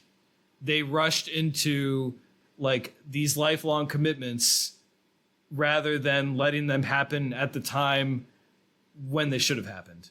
So they kind of went against what the he's not just that into you rules might say to some extent. I also found it interesting that everybody in this storyline ends up alone. Nobody is with anybody when it ends. But in very different circumstances, but that is true. I will say, when Jennifer Aniston makes the ultimatum of promise me that we're going to get married or else I can't do this anymore. The guy basically says nothing. Ben Affleck makes no response, and so they break up. And we're on Jennifer Aniston's side. In this story, when Jennifer Connelly pre-movie says, marry me or we're breaking up, the guy says, all right, then let's get married. And it ends up going poorly. We're on Jennifer Connelly's side. Interesting. We're on the side of the woman who made the ultimatum, regardless of the man's response. It's like a be careful what you wish for type situation. I'll also just throw out while we're on this, I did watch this movie with my wife, and her number one takeaway from the entire film was, man, Bradley Cooper is such a dick. I hate him. I hate him in every movie that he's in. Why is he so awful? He makes me like this movie less. You know, that's funny. I read another film critic who essentially said, I like every story in this, except I don't like how much of an asshole that the Bradley Cooper character is and how unredeemable he is in this. And that was a woman as well. So I think there's something to that. You know, Bradley Cooper was typically cast as a douchebag up until about like Silver Linings Playbook, which was just a few years later from here. And now he more often plays heroes than D-bags. He's got 4 acting nominations, and he also has produced some Best Picture nominees. So technically, you're a nominee if you produce a film that gets a Best Picture nomination, even if you didn't direct it. And in some cases, even if you didn't appear in it. In fact, that's probably more often than you didn't appear in it.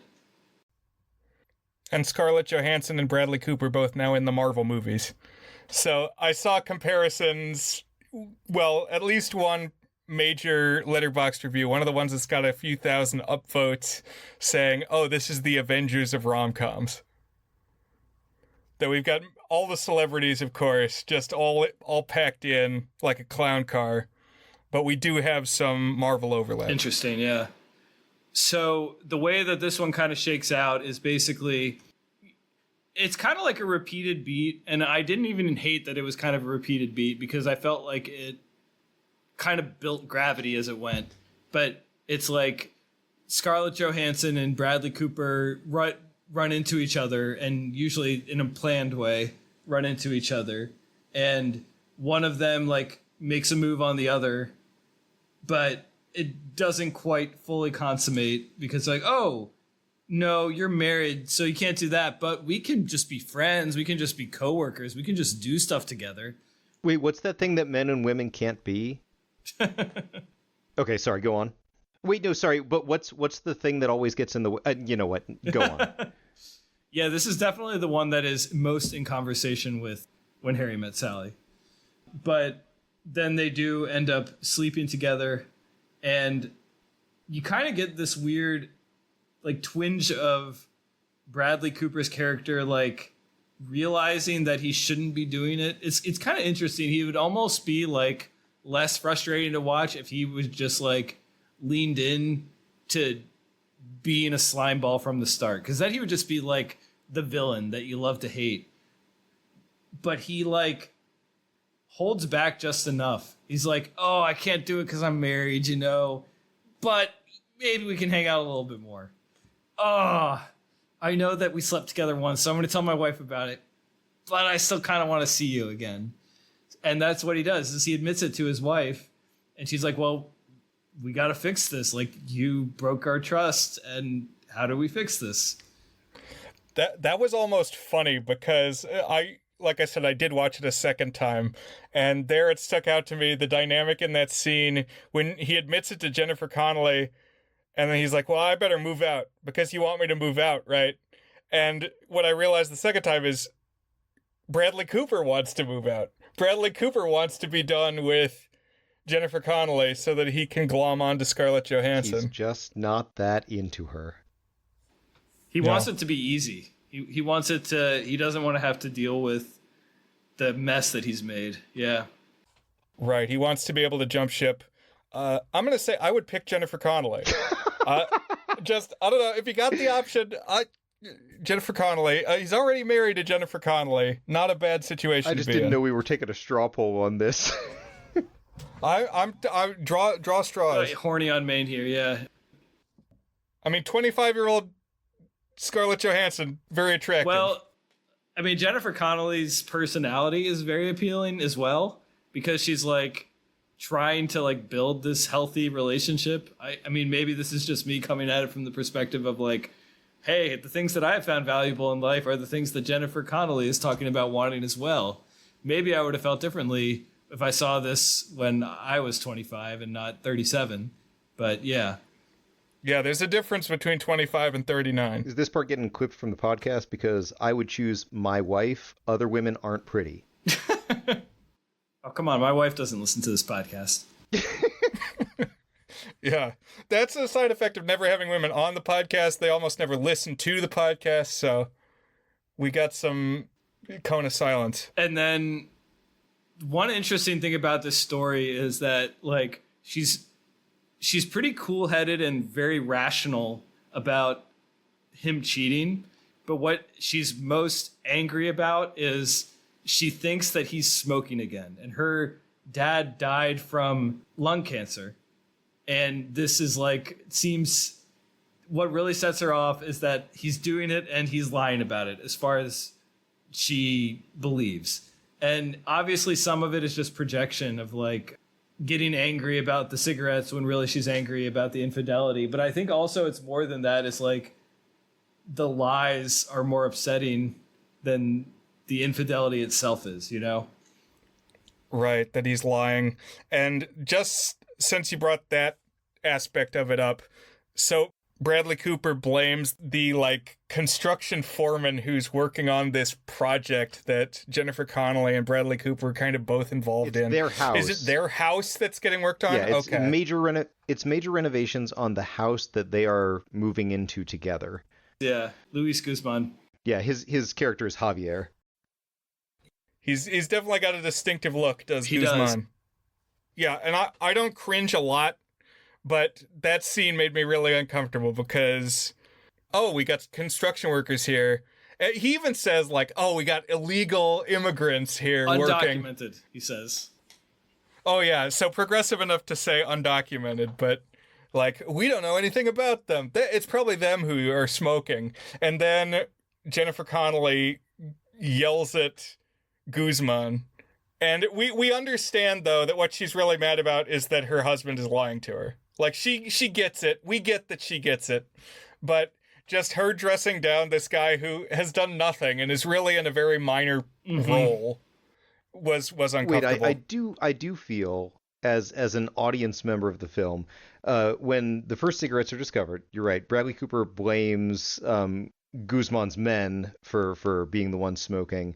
And I think when Jennifer Connelly confronts him, she believes her husband. I think she genuinely believes her husband and says, you know what? I think it was one of your men smoking, and just make sure it doesn't happen again. And then later when the married characters, Jennifer Connelly and Bradley Cooper, have the interaction in the Home Depot where Bradley Cooper comes clean that he is having an affair, she says something like, and were you also smoking? And he's like, no. And honestly, as the audience member there, you're like, well, he just came clean about an affair. Why would he lie about smoking now? Wouldn't now be the natural time?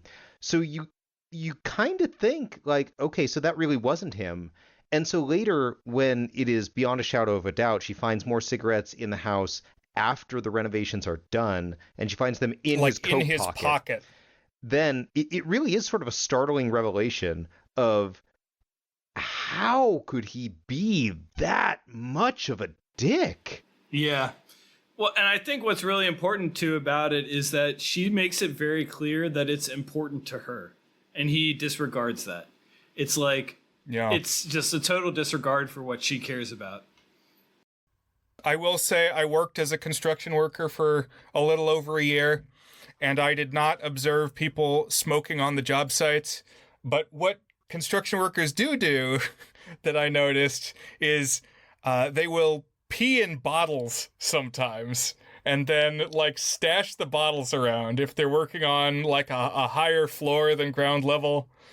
So, I mean, people make pass-throughs to clean up and like sweep and throw stuff away very frequently, multiple times a day. But that was a little oddity, a remarkable quality of the job was that workers would have these piss bottles. Yeah, no piss bottles, and he's just not that into you.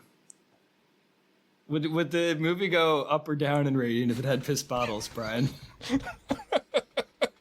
Oh man, probably half a point Okay. up if we grapple with that reality of piss bottles. That's like something that's dropped here, not present. For me, Brian, the cringe scene is, and this is like the most brutal scene in the movie, is so he's already confessed to his affair, and then he's like still hooking up with Scarlett Johansson, and they start hooking up in his office when Jennifer Connelly comes in, and he shoos Scarlett Johansson into a closet. And Jennifer Connelly's like, I know our sex life has been bad, but I want to make our relationship work. So like, I'm going to reignite this right now. And the movie's not 100% clear about it, but I think we're supposed to take that they did hook up in the office with Scarlett Johansson in the closet. And then she leaves, Jennifer Connelly does, and then Scarlett Johansson storms out as like, you're a pig, and storms off. And that's the end of the affair. And that was pretty brutal to observe. That was the one that had me cringing, Brian. Yeah, that was my read of the scene as well, that is what happened. And yeah, so basically, it's interesting. The breaking point is the cigarettes, not learning about that the affair had continued. But when she finds the cigarettes, she kind of makes this revelation. And we haven't really talked about the filmmaking in this very much. The filmmaking was better than I expected it to be, I gotta say. Directed by a gentleman named Ken Kwapis, who is actually like a surprisingly influential figure, but more so from what he did in TV. So he was a big TV guy in the early 2000s before this was made. And his big contribution was he directed the pilot of The Office and many of the early episodes of The Office. So he kind of helped like standardize the single camera mockumentary format that was like the standard of, you know, critically acclaimed sitcoms for like, I don't know, 15, 20 years. Also directed the Sesame Street movie Follow That Bird. I saw that as well, yeah. And he did a couple things I liked in this movie. So one is he uses a lot of long takes. I was surprised by this. There's like a whole lot of things where the whole conversation is a single take, which is hard to do, especially because it's a lot of two shots, which like the standard conversation model is you cut back and forth between the two. And so like when person A is talking, you watch person A and then it cuts to person B talking. This is in the spirit of like one of Woody Allen's specialties was he would shoot both people at the same time talking in a single cut. And this has a whole lot of that. I mean, it has some of the standard person A, person B back and forth. But where I was going with this is there's a moment where basically she discovers the cigarettes. She loses her cool. She smashes a mirror. Without an edit, she walks to a room, grabs a broom, comes out, and starts sweeping up the broken glass as like this perfect encapsulation of like her being kind of trapped in this role of being like the person who wants to settle down and take care of a household, and she's still like applying that framework to her rage at her husband. I said I loved Jennifer Connelly in this movie, and that has my vote as the single most powerful moment in the film. Mm-hmm.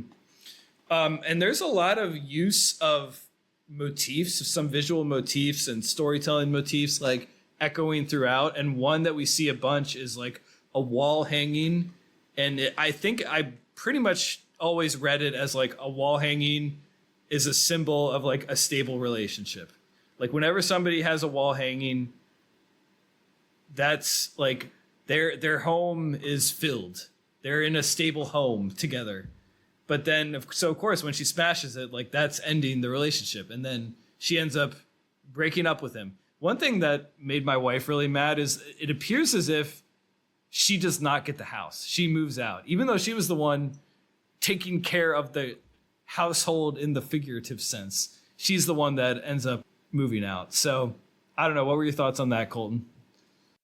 Yeah, that comment you made about wall hang motifs had never occurred to me, and that's really cool because I can totally see it now as I think back through the film. I agree that she does not get the house.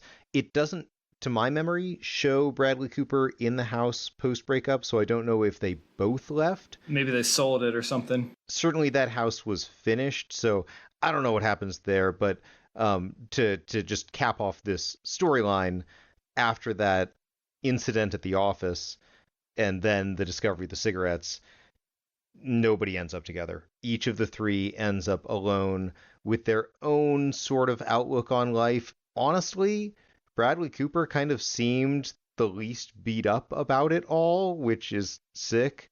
Oh, wait, I want to throw this in while there's an opportunity. If you're wondering how Bradley Cooper can be so much of a D-bag, just sort of let the audience know that this movie is set in Baltimore.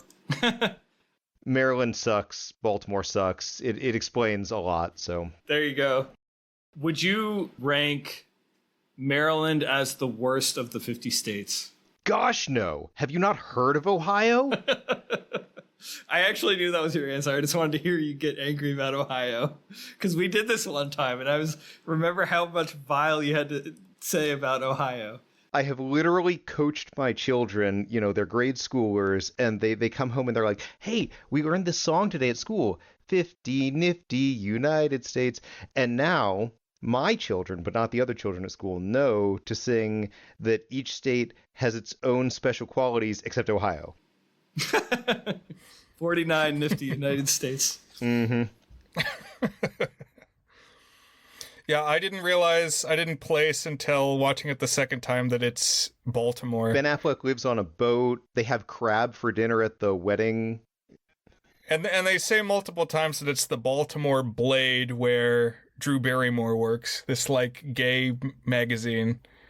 But yeah, I was trying to place it the first time. I don't know why I didn't clock all the times that they say, oh, we're in Maryland. Because Dan and I live not too far from Maryland. I'm sure our daily business takes us not infrequently into Maryland. I don't know. There's very few black people in this movie. And so, I don't know, it doesn't feel like Baltimore to me, but I will say I don't know too much about Baltimore. I haven't been in Baltimore very much. I have seen The Wire, which probably colors my perception of Baltimore. The last story here, the one that's kind of the cleanup of the other ones, is, I guess, the main aspect of it is Connor, who is the Kevin Connolly character, who is really into Anna, and they used to hook up, but it's very clear when I kind of knew what the story was doing the second time. It's funny how it literally does it to a beat. She only comes to him when something bad happens. When she's feeling rejected by someone else, she goes to him, and that's when they spend some time together. It's it's usually the very next scene is she'll come over to his house when she's feeling bad about some other guy, mainly the Bradley Cooper character. And he keeps wanting to try to turn it into a real romance, get the spark going, and hey, this could be a serious thing. And at one point she says, yes, that's what I want too. But it's clearly the rebound, because that's right after she has the bad almost hookup in Bradley Cooper's office when she ends up getting shunted into the closet. And it's clearly not what she ends up wanting. And she ends up being honest about that by the end. And so Connor, who ends up more or less seeming like a nice guy, I guess, he's not neurotic or really negative. I mean, he does kind of blow off Gigi at the beginning, but otherwise we're pretty sympathetic towards him. At the end, he accepts that Anna's not actually into him, and he ends up making goo-goo eyes at the very end with Drew Barrymore's character, who doesn't really have that much to do throughout the movie except make some observations on romance and also cause chaos, because she keeps giving bad advice. There's 3 times she gives bad advice to people. The worst of it is she cites these exceptions. That's what we were talking about earlier, Colton. She's like, oh, I heard about someone who fell in love while they were already married, but really their true love was the person they fell in love with while they were married. So probably you should go pursue Bradley Cooper. Scarlett Johansson. That'll probably work out well for you. And I think, correct me if I'm wrong, I think that scene between Drew Barrymore and Scarlett Johansson happens immediately after Justin Long shares the gospel with Ginnifer Goodwin. So he says, if a man isn't doing these things, it's just not that into you. And he says, you need to see yourself as the rule, not the exception. Why women tell each other these stories, and you need to realize that those stories are the exception and you're the rule. And then it basically cuts to the hairdresser where Drew Barrymore plays a very useful role in the theme, in the messaging, by being the one sharing the exception stories and being like, oh, yeah, that guy who's married is totally in love with you. You should go for it. Right. You need that foil. The one thing I really liked about the Drew Barrymore character is it really highlights how this is very specifically a 2009 film. And not just like listing the technologies, but like making you think about, and I guess all of them have this, but like none of the characters really know what's the way that a man and woman should meet each other and like formally set up this, hey, we're going to go on a date together relationship. Like that's kind of the thing that kicks it off is like, oh, is he going to call me? Like, how do we know what the next steps are? But like, I feel like this entire dynamic, like 3 years later, would be out the window with the rise of dating apps. Like now, I mean, my brother and his wife met on a dating app.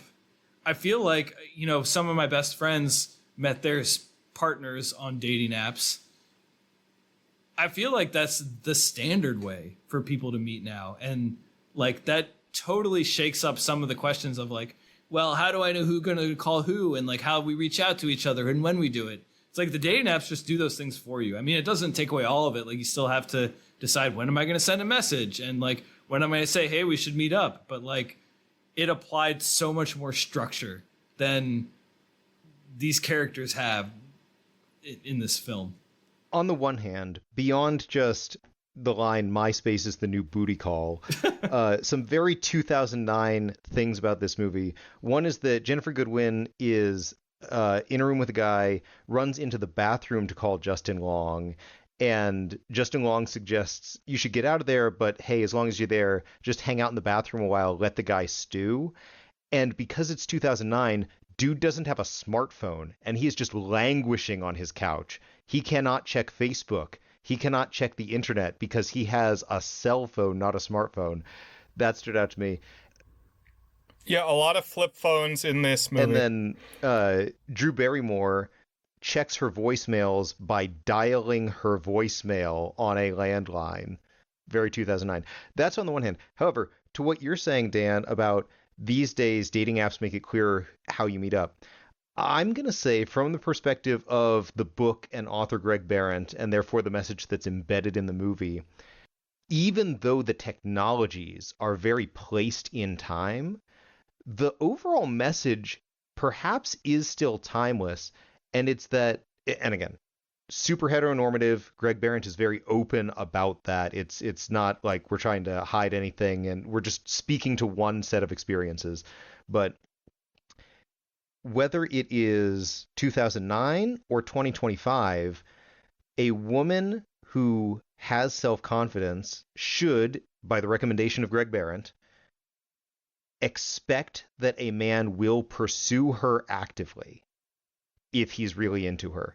And so, you know, on dating apps, people can connect, and it can still be weird figuring out what the next step is, how frequent your contact should be, how much of it should be by phone versus by text versus in person. And the message is still, if a guy is really into you, he is going to be proactive and doing things to get close to you, because that's what guys do when they're into you. And I think that translates to new technologies in the same way. Yeah, I think it's more fragmented than ever with all the apps now. And it is just easier than ever, on the one hand, to feel like you are connected to more people and therefore think you have more social connections, more options. but that's not necessarily the case. So the book, at the end of each chapter, it has a cute little black text box, which is based on what they call a very unscientific sample of like 20 guys that they knew. And so for each chapter, again, is one thing that a guy would do if he were that into you. And so at the end, it'll have stingers like 100% of men polled said that they have never been too busy to call a woman they were really into. As one fine man said, a man has got to have his priorities. 100% of guys polled said that a fear of intimacy has never stopped them from getting into a relationship. One guy even remarked, fear of intimacy is an urban myth. Another guy said, that's just what we say to girls when we're just not that into them. So that's why I say, like, I think it translates across technologies, and it's just like, yeah, guys will use whatever is available to them to, I was about to say hunt you down, and that sounds wrong, but like they will find a way to get into your ear and into your presence if they want to be close to you and in contact with you, is the message that the movie's sending. We've talked a little, we've used the term heteronormative. We've talked about men and women on the presumption that they are seeking out the opposite gender and that all of these people are operating on the gender binary. Let's talk about the depiction of gay people in this film, because this is another thing that felt very 2009 to me, in that it was evolving from like being gay is a big silly joke and like a scary thing, but it wasn't at the point where it was like normal. It's like the movie always makes sure you know that they are gay, and they like act like gay stereotypes, like the gay best friend, and I don't know, just like a lot of like mannerisms and like their gossips and things like that that are extremely coded as gay. So it's kind of in this transitional period. I also think about early Office, which was a couple years before this, is kind of in a similar space where like we're like laughing at Michael Scott because he hasn't quite accepted that it's okay and normal to be gay, but like we're all still, the audience, it's assumed, is a little bit unsettled about it too, because we're also kind of like getting used to it ourselves. And I feel like this was another thing that dated it very squarely as like, we're not quite at 2015 when gay marriage has been legalized, or 2012 when Obama said, I now support gay marriage, even though that had been one of his corners prior to then. I think it was 2012 that he did that. Maybe it was 2013 or something. Not just gay either. So Connor is clearly heterosexual in the movie, but part of the movie is how Drew Barrymore's character moves him towards advertising his real estate services to a gay market. And so Connor is, this word never comes up a single time in the movie, metrosexual. And so I was tempted to pull up Google Ngrams viewer, and I've got it right here. And year 2000, nobody's ever used the word metrosexual before. Shoots up, peaks by the year 2009. Hey. And then stays high until about 2016, and then starts going down, down, down. So this is like the moment of being metrosexual. Yeah, the punchline used is gay adjacent. They say that in the film. That he's courting this market, and so he's like expanding his wardrobe, and yeah, he's advertising in this magazine where Drew Barrymore works. But I feel like if this movie had been made 5 years earlier or 5 years later, those depictions and the way that the characters talked about it would be very, very different. So we've kind of hit all of the main plots. What are some things that I'm missing? I have a few aside observations, moments or things I wanted to call out, but what are some major items that we haven't yet hit, Colton or Brian? All right, I think we've hit all the major things, but I just want to make sure, since I referred to setup and punchline earlier, that I make it really clear. When Harry Met Sally has this message, men and women can't be friends, the woman doesn't believe it. Ladder Theory has this message, this is mechanically how that is implemented in men and women. Nobody I've talked to believes it. In this, Justin Long brings what I keep referring to as the gospel, which Greg Behrendt brought to the Sex and the City writers' room, of if a man isn't doing these things, he's just not that into you. And Gigi believes it. she buys into it, it transforms her life, and it sets the ball rolling for a lot of the action in the movie. So that's really cool. You also see the When Harry Met Sally thing play out in Bradley Cooper and Scarlett Johansson pretending they're friends, but the sex thing gets in the way. You see the ladder theory thing play out between Kevin Connolly and Scarlett Johansson, where he's clearly on the friends ladder and he wants to what they call ladder jump, and it doesn't work. And just the core message of the movie: if a man is into you, he'll do these things. Core message of the movie: women tell each other these exception stories, and the message is you are the rule, not the exception, despite the keynote line of the movie delivered by Justin Long.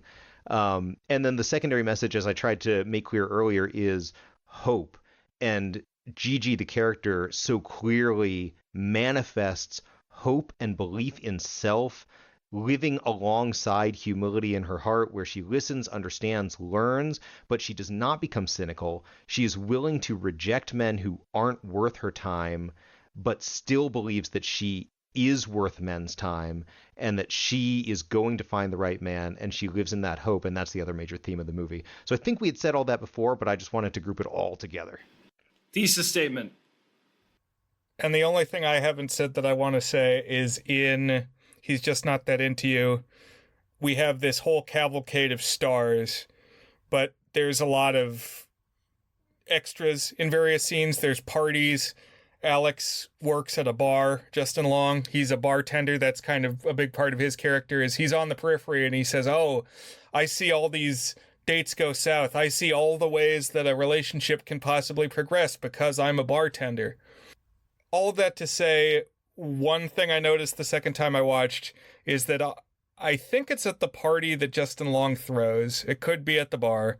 But one of these mini, day player actors who steps up to the bar in one moment is Derek Waters, the guy who created and hosted the show and web series Drunk History. It's just like, oh, wait a minute. Whoa. He just kind of walks by the camera. It's like, I know that guy. What do I know that guy from? Pull out the smartphone. I'm rapidly Googling. I'm scrolling through the faces on IMDb. Oh, yeah. It's Derek Waters. I'll throw in a couple of thoughts right here. So one small one is there's a scene that we haven't shouted out. So part of the deal with the Jennifer Aniston thread is that her sister's getting married, which I guess is supposed to amplify her feelings of how come I'm not getting married? Yeah, her younger sister. The biological clock is ticking. And while she is broken up with Ben Affleck during this wedding, there's some oh, she's still available type things. And the payoff on this is this one guy comes and starts talking to her. And the main way he identifies himself is that he is a Wiccan. So he's a witch. And the delivery of this got the biggest laugh from me out of the whole, and my wife, I think, from the whole movie, where he's like, I don't even remember exactly what he says, but he's like, yeah, some people say we're just, what is it, naked or something. Farmers. He's like, we're not just naked farmers, Dad. not just that. And this character in here for one scene with about 30 seconds of funny lines stole the scene for me.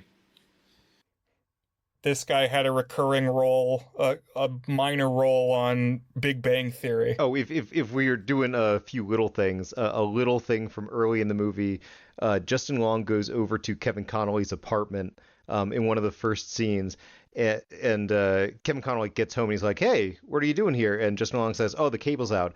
So what is Justin Long watching on TV? Movie came out in 2009.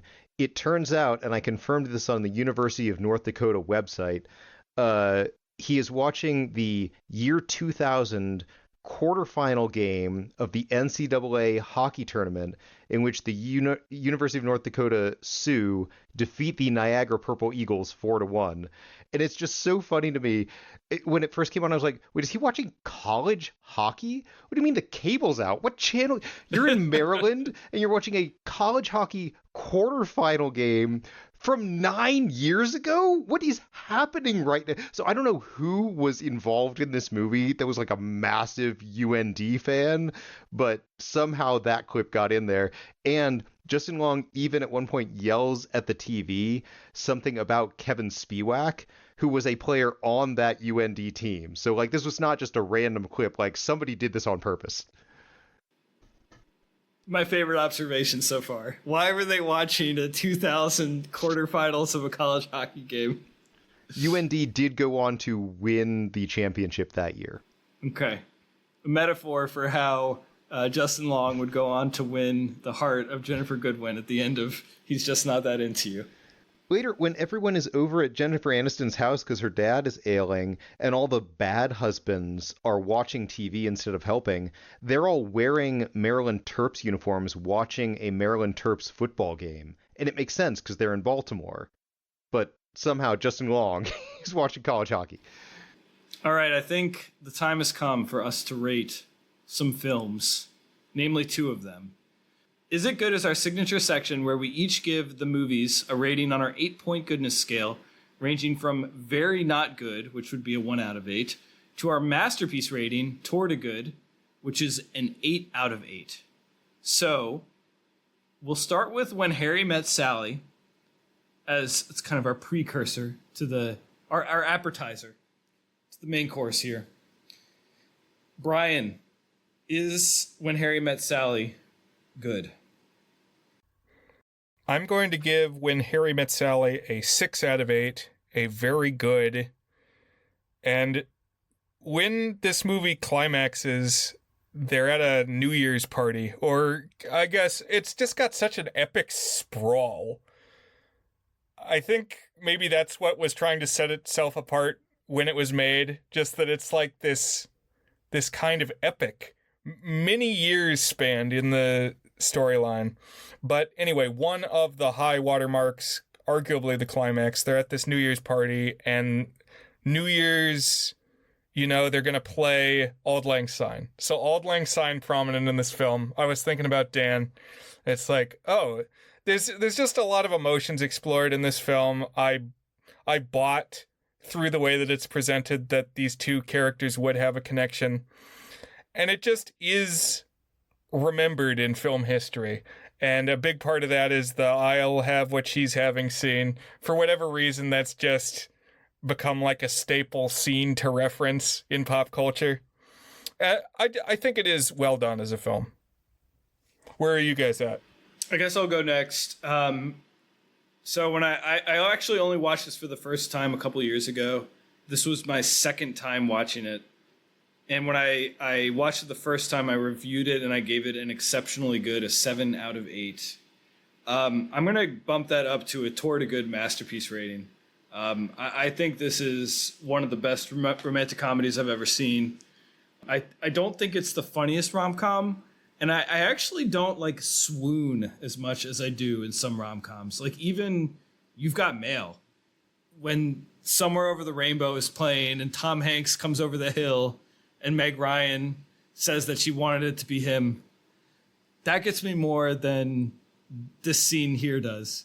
And yet I still think this is it's a better movie and a much better movie because I think it does such a good job of developing these characters and their relationship and tying that together with the themes and like kind of both setting up these stereotypes and like making conflict based off of them and the themes of like, oh, can you be friends if you're a man and a woman, which is a little bit reductive, but at the same time, it has all these different angles on it because we see different types of romances and different types of relationships. So it doesn't just like reduce it to this black and white overgeneralization. The characters are so well developed.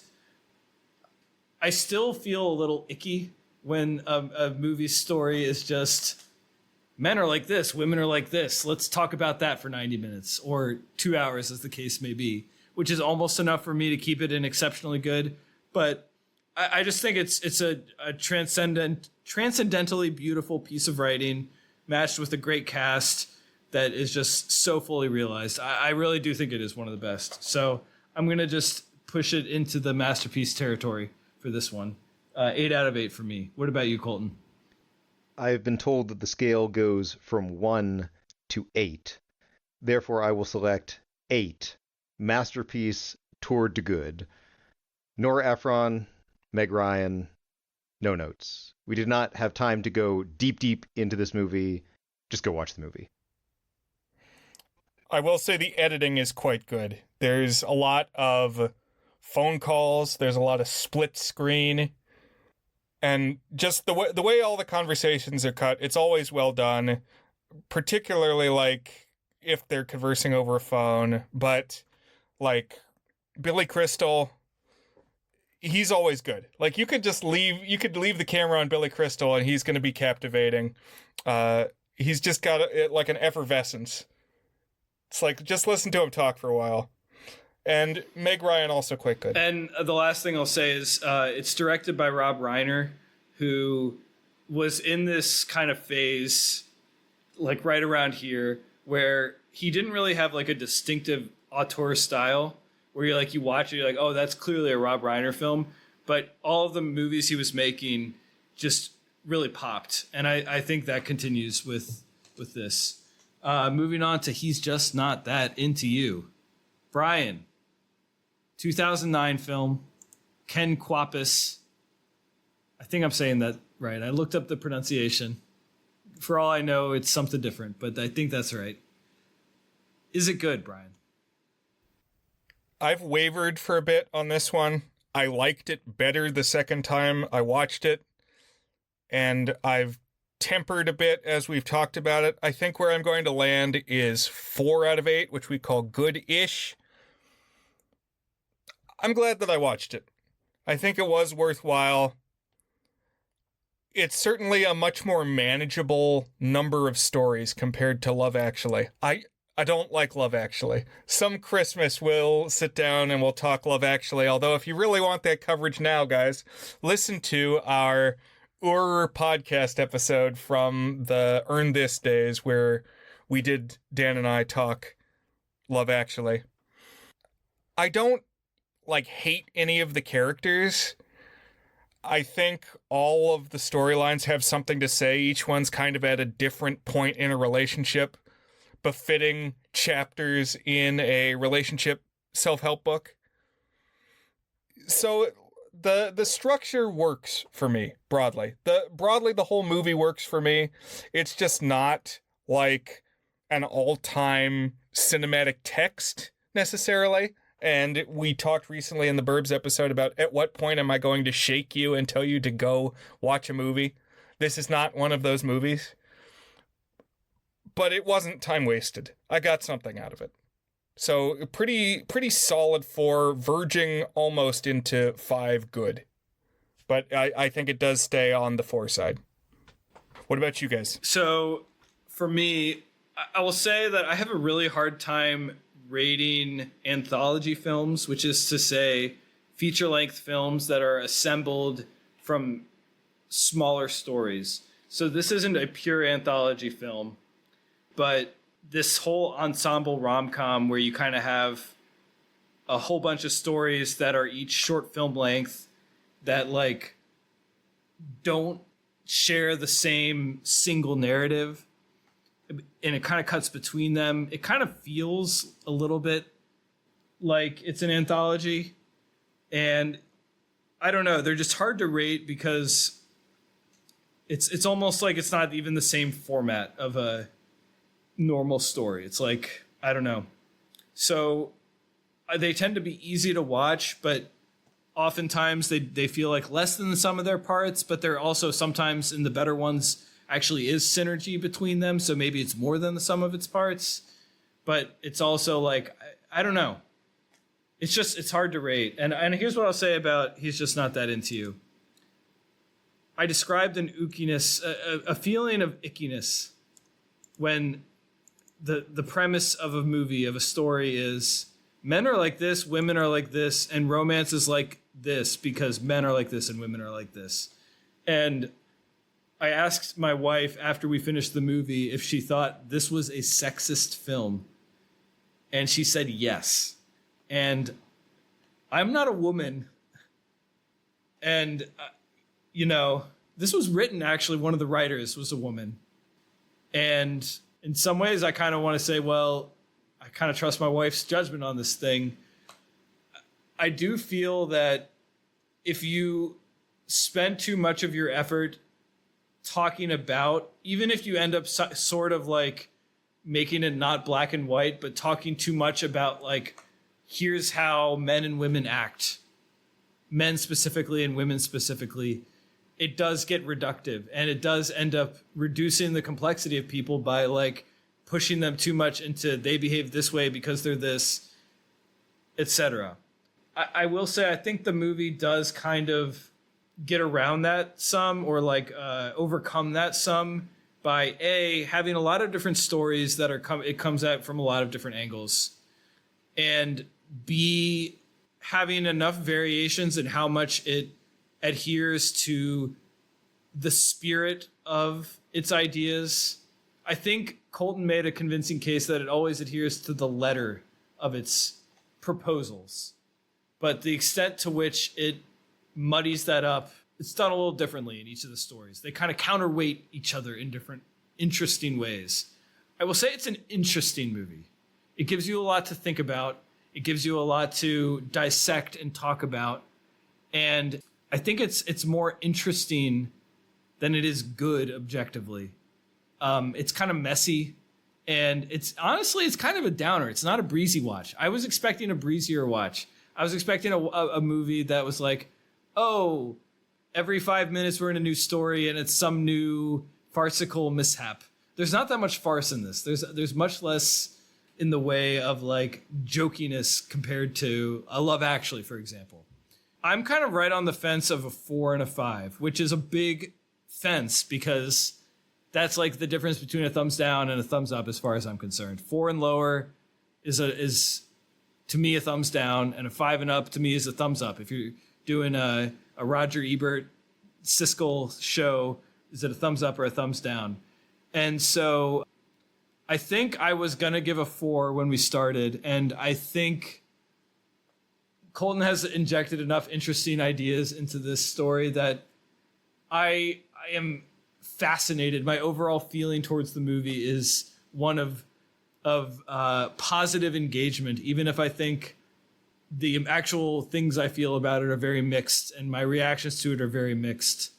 I'm going to just be on like the slightest thumbs up. It's a success in what it does, and that's aided by the fact that I think the cast all pretty much do their job well, and I think the movie's well made and well assembled, and just kind of all of that's enriching it a little bit too. So particularly Ginnifer Goodwin, great job. Jennifer Connelly, great job.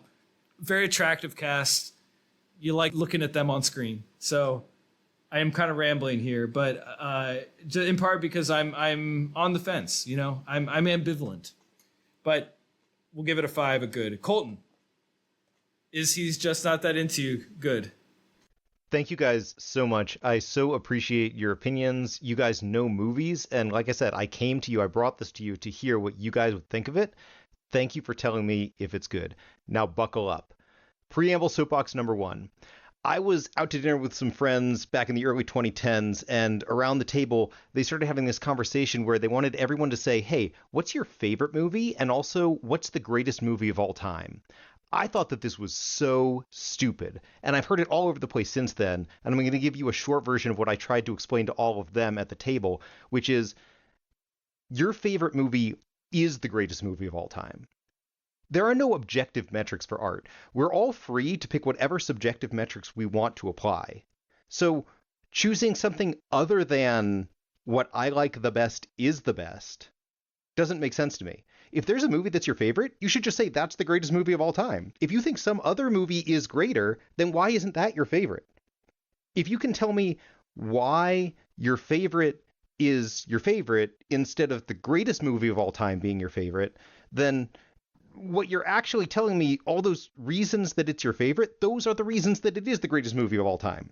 So, greatest movie of all time equals your favorite movie, period. Preamble soapbox number 2.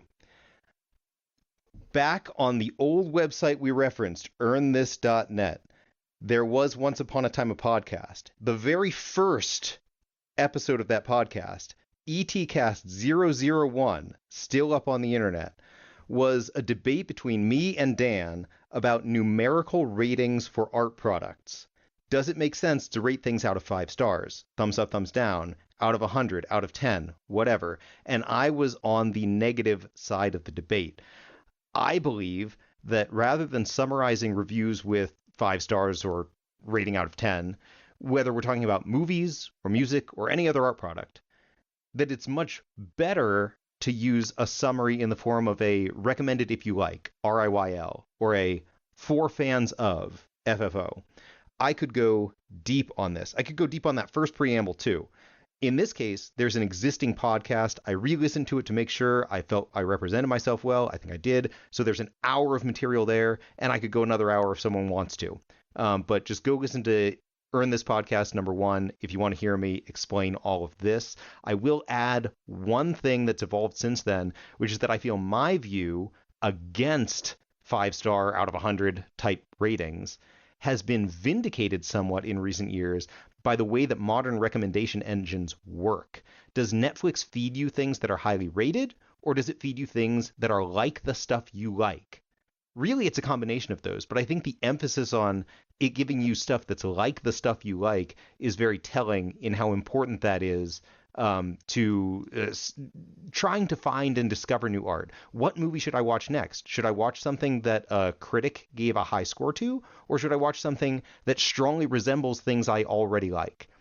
So, just going to set those there as preambles to my rating. Is it good? He's Just Not That Into You, 2009. I've already told you I'm not a qualified film critic, but I believe that if it's my favorite movie, then it is the greatest movie of all time. So my rating here is going to be based on how this stacks up against other movies I've seen as far as is it one of my personal favorites. And for that reason, I'll give it a 6 out of 8. Very good. I reserve the 8 out of 8 Masterpiece Tour de Good for my all-time favorite films. I loved this movie on first watch. I loved it when I rewatched it. And I was really considering a 7 out of 8, exceptionally good. But since this last week, I watched it with my wife, and she really hated Bradley Cooper. That took a little bit of shine off it for me. So I went down to a 6. Very good.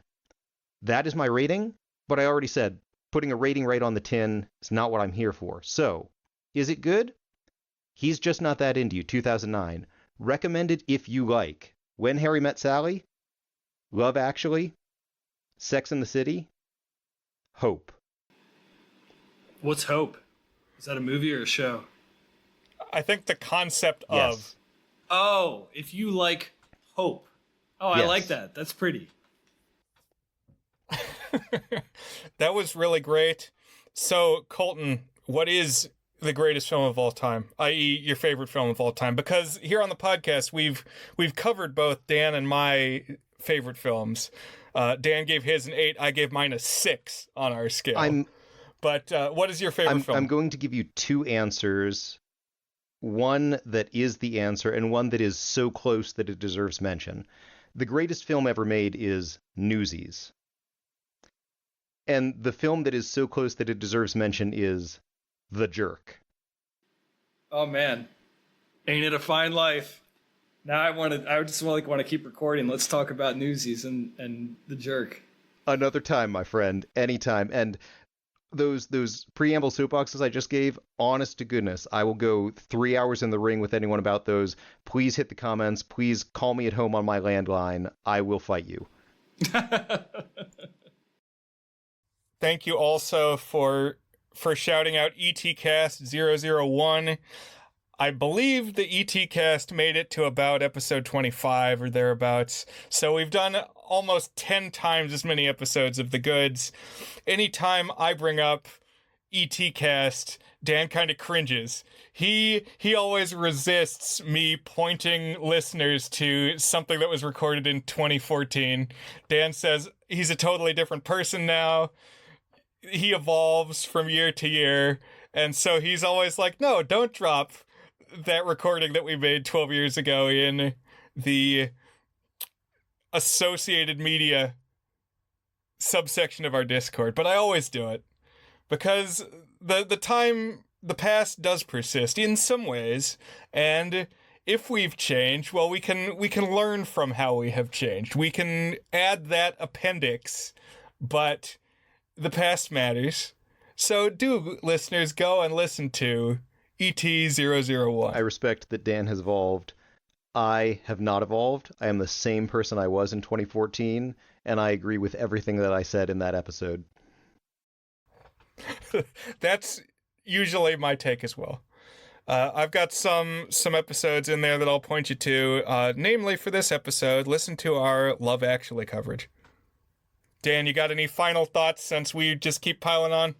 I will say, Colton, I'm very glad that we were able to have you on the podcast at last. It's been a treat, and I hope we can do it again sometime. I'd like to philosophize more about, because you know what? I spend a lot of time thinking about this, and you present a very clear and decisive value system and approach, and I continue to be somewhat unsettled. I don't have the right answers. To me, I am able to, in some ways, separate something that achieves its goal with technique from something that made me specifically feel something. And I don't know always how to weigh each of those items when I'm praising or critiquing a work. And I have some specific examples that are like on far ends of each of those spectrums, but this has already run long, and maybe that would be a good way to, maybe we could talk about Newsies or something, and about or maybe a different film that would be a good lens into some of that, because I think it's ripe for opportunity for talking about how we feel about the overall evaluation of art and its role in our lives, and when is it successful and when is it a failure, and what makes it good and what makes it bad, and how can we represent how good and how bad it is and how it makes us feel. Well, thank you, Dan. Thank you, Brian. Very generous of you to bring me onto your film podcast when I don't know the first thing about film. I have loved being here. I appreciate you guys so much. Dan, don't worry. I respect your confusion. I do have the right answers, and I can share it anytime. Well, thank you. I remember back in the day we did have an all-hands meeting, a summit, when Colton realized that Dan and I had not seen Newsies. This was about 2015 or so, 10 years ago. And we rectified that. We did watch Newsies, so maybe we'll have to reconvene at some point for our own summit again and talk Newsies. Alrighty. Thank you guys very much, and have a good evening. Thanks, guys. Bye, everybody.